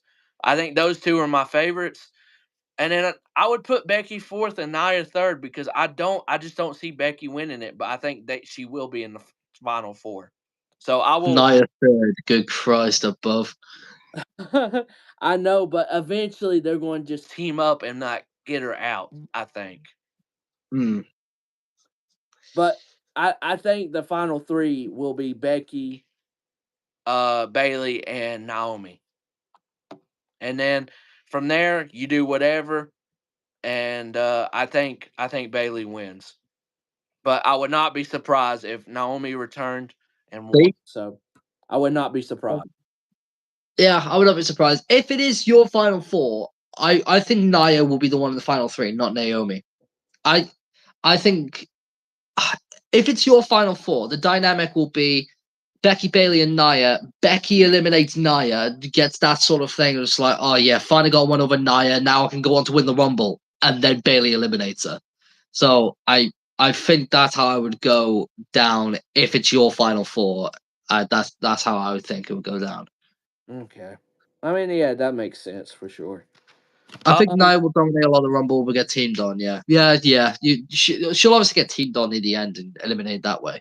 One thing I will say: once Nia goes on a dominating streak, I'm just going to be rolling my eyes and cringing for like the whole time. The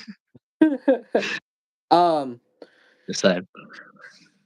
I don't know what's going to be the main event. It's probably going to be Roman, but we'll talk about the Roman match before the men's Royal Rumble. Roman defends his undisputed Universal World Championship of the world, however you want to fucking word it. I don't know. At this point, they just word it differently and everything. Me and Tyler are going to acknowledge Nia as the tribal chief. Throw up the ones. Do you guys want me to leave? But Roman defends against AJ Styles, LA Knight, yeah, and the Viper, Randy Orton. I like them doing a fatal 4-way. Is it predictable that they did it? Yes, because they want to showcase and have all 3 of this man in there with Roman. So what what do you think? How they're going to play out and what's going to happen after the match? I feel like what's going to happen after the match might be more telling than um.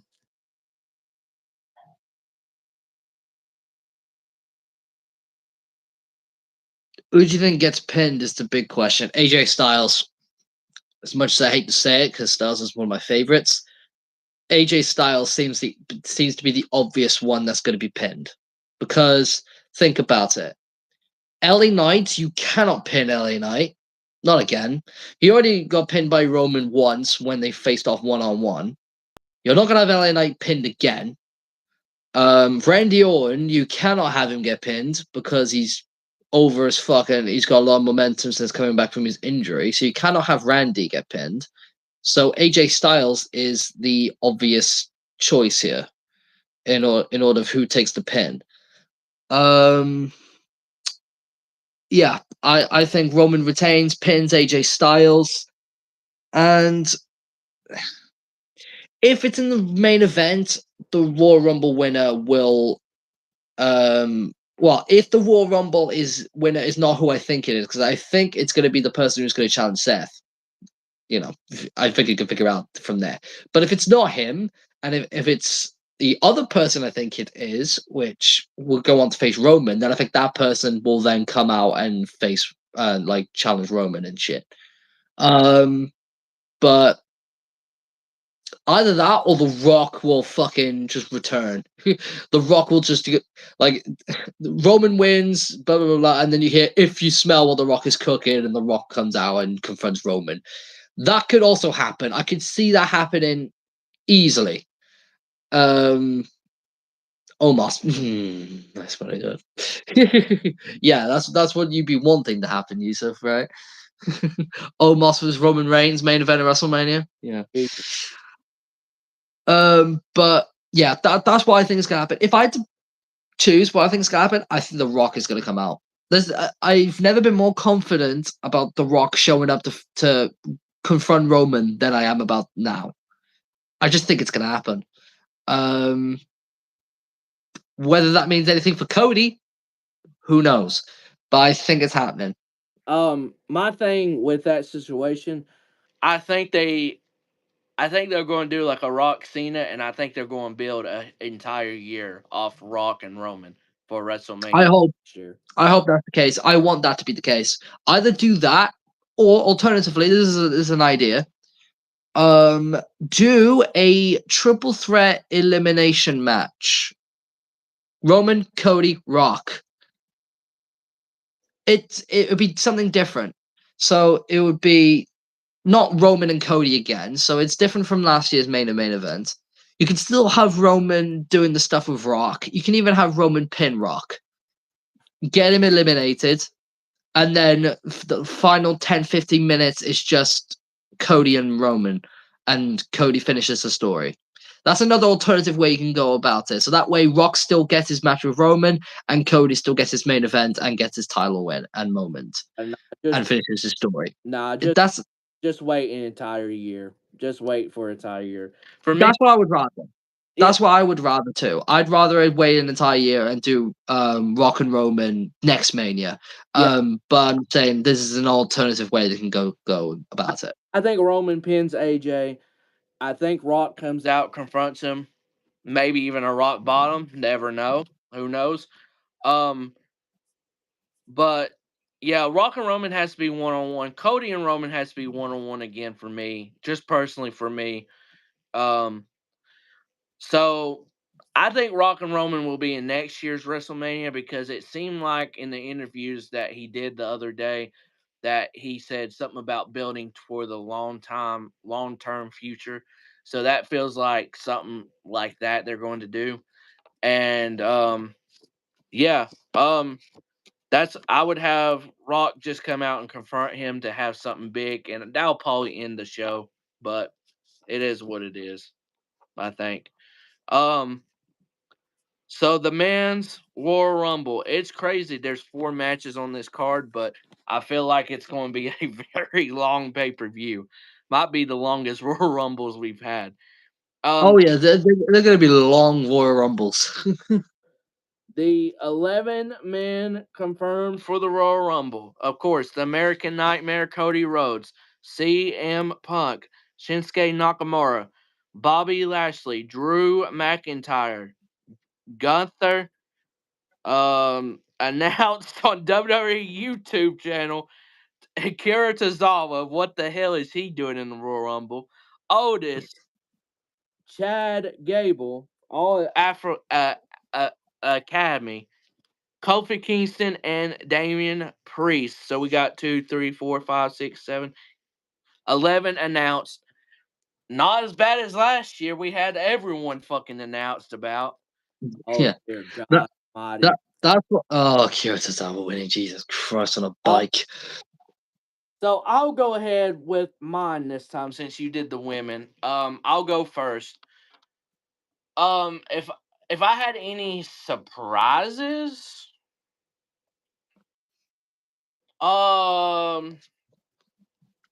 maybe a return in Ty Dillinger, maybe, but that's a surprise, I guess. It's not like a big surprise, but it would be a surprise. I wouldn't really do it, but I mean, you get them at number 10, you're gonna have a pop with the crowd no matter what. So,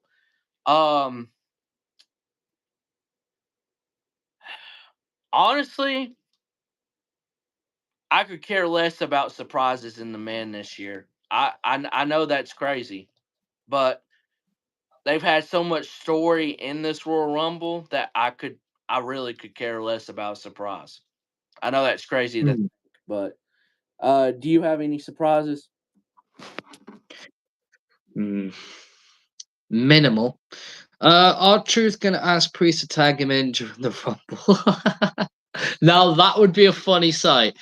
I know Truth likes to do a little bit of a comedy skit during the Rumble, so I could see that happening. I mean, one time he was in the Rumble match, and I remember him grabbing a ladder, climbing to the top of it, and having his hands out like that, as if it was a Money in the Bank ladder match, and he was expecting the briefcase to be there. I remember that happening during a Rumble match, like just pissed myself laughing for like an entire 10 minutes. It was great. In terms of, oh, by the way, I thought of a surprise during the women's as well. Well, it's not really a surprise considering she's in WWE and all that, but in terms of like a debut, Jade Cargill. Oh yeah, Jade. I can't believe we didn't. Neither of us said Jade. Yeah, so I think she's gonna make her first actual debut in the Rumble, so that's another thing. But all right, on to the men's. I think of surprises. Andrade is one though. Andrade Yeah. Cien Almas. Yeah, I he do is think one. he'll show up. Yeah, I do think he'll show up. Andrade, this is a massive if once again, but Okada, if he is somehow able to be in the Rumble, but it's a possibility. Obviously, The Rock is a possibility too. Again, maybe not likely because he's probably going to confront Roman after his match and not going to be in the Rumble. But that's also an avenue that can go down. He might be in the Rumble, but that isn't like an unlikely, because that's not how I would have The Rock return. I would not have him in the Rumble, because if you have him in the Rumble, you have to have him win, and I don't want Rock to win the Rumble. Agreed. It's useless on him. It's useless on him. 0.0000001 chance MJF. Even if he was unemployed, he's injured, I think. So like there's no chance of that. Yeah. I can only think of Andrade, to be honest with you. That's the only name that's really popping into my head. Apart from that, I can't really think of anyone else. I would maybe think like some people from NXT, perhaps. Someone edit with his music playing the 30 had me hyped. Yeah, I get you. Yeah, maybe some people from NXT, like maybe an Ilya Dragunov will make an appearance. Maybe a Braun Breaker, maybe a Carmelo Hayes. I could see that happening. I don't know, maybe a legend will return that I'm just like not thinking of in my head that will just appear at the Rumble. Like, someone like a Booker T. I know Booker T's been done many times before, but someone like him, just appearing for a one-time only thing, I could see that happening, but I don't really think of who, to be honest. Andrade is just the one big name in my head that's just there. Yeah. Yeah, I think Andrade will be one. Kurt Angle just for a one-off. Oh, that'd be sick, but I doubt it. Yeah, I don't know about that. He might. So if I had a final four and I picked, so my final four is pretty simple. It is Cody, it is CM Punk, it is Gunther, and it is Drew McIntyre. That is Ooh. my final four. And You know what?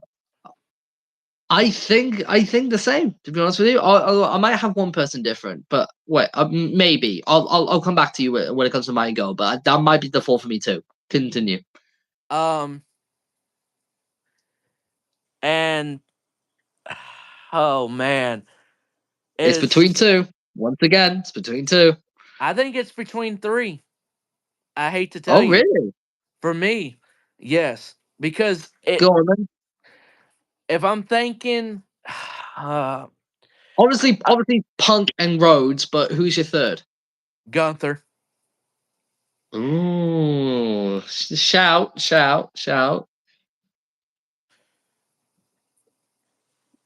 Yeah, almost might be in there, but he'll be eliminated quicker than Oh, he oh, gets in oh, I there. just thought of a name. I just thought of a name. Biggie.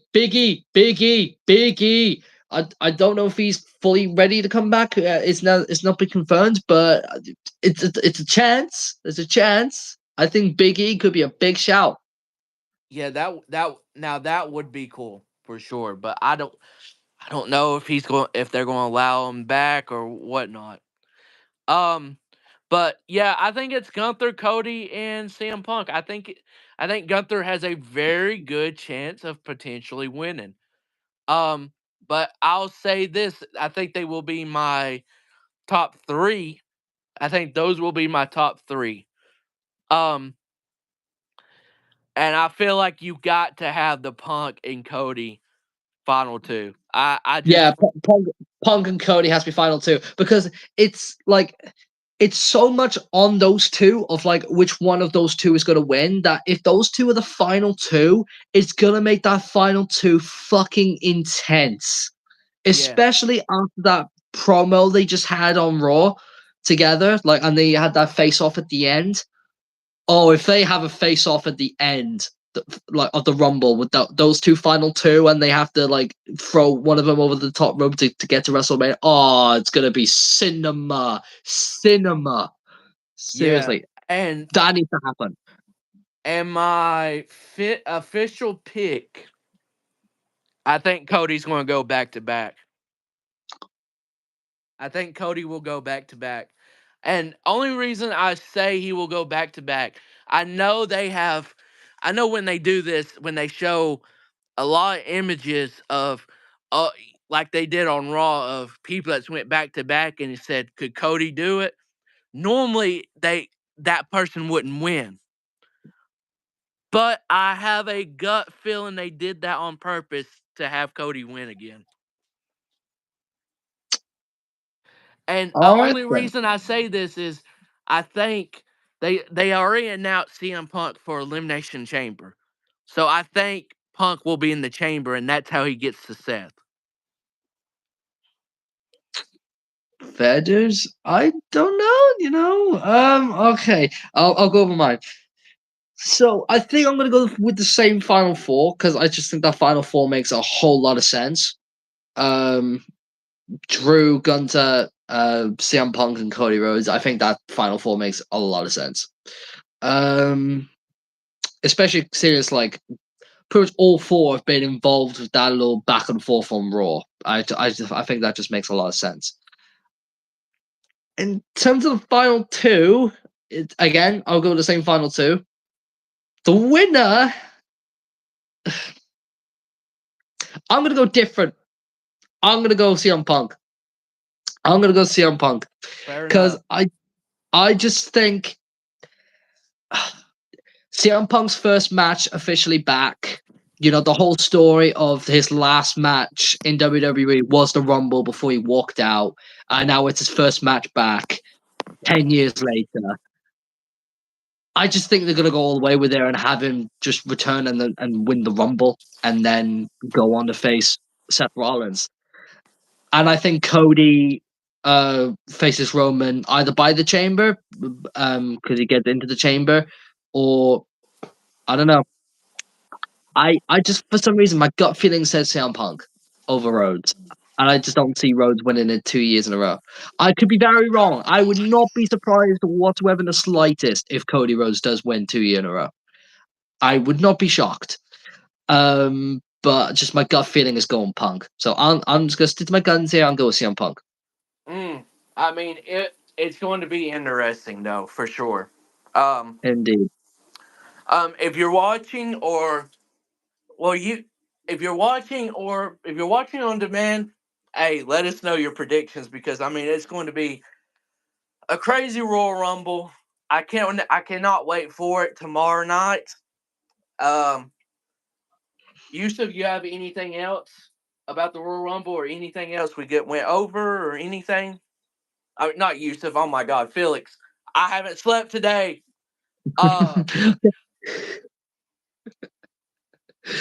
For a minute, I thought he was genuinely talking to Yusuf and he was going to put like something. He even put something in the chat. Most excited I've been for a Rumble in years. Exact same thing here. I agree. This is the most I've been hyped for the Rumble in so long, especially the actual Rumble match, especially the men's with the whole hype between Cody and Punk and McIntyre and Gunter, with that whole like thing. Oh, it's gonna be cinema.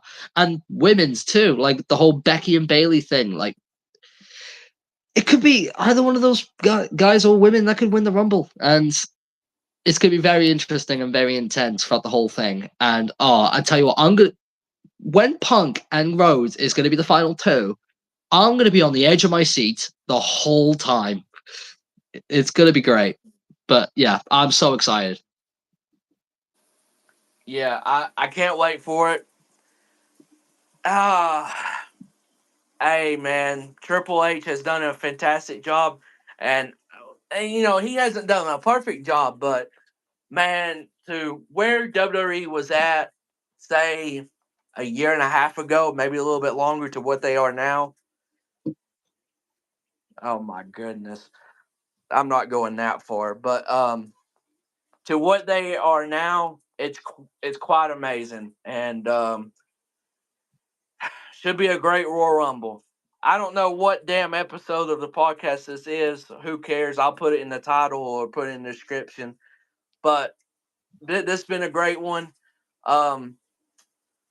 We talked about so much stuff. Of course, the big topics and everything, and then of course the Royal Rumble. Royal Rumble should be very good tomorrow night. And here I am now, about to get ready to go to a freaking basketball game and everything, and everything. So I'm barely going to get a nap, but it is what it is. So thank you, Yusuf. Appreciate it. Yes, thank you for tuning in as always. Yeah, anyone tuning in, thank you. Appreciate it, Yusuf. And until next time, see you guys for the podcast and whatever upload. Peace out, y'all. Have a great one. Peace out, guys. Enjoy the Rumble.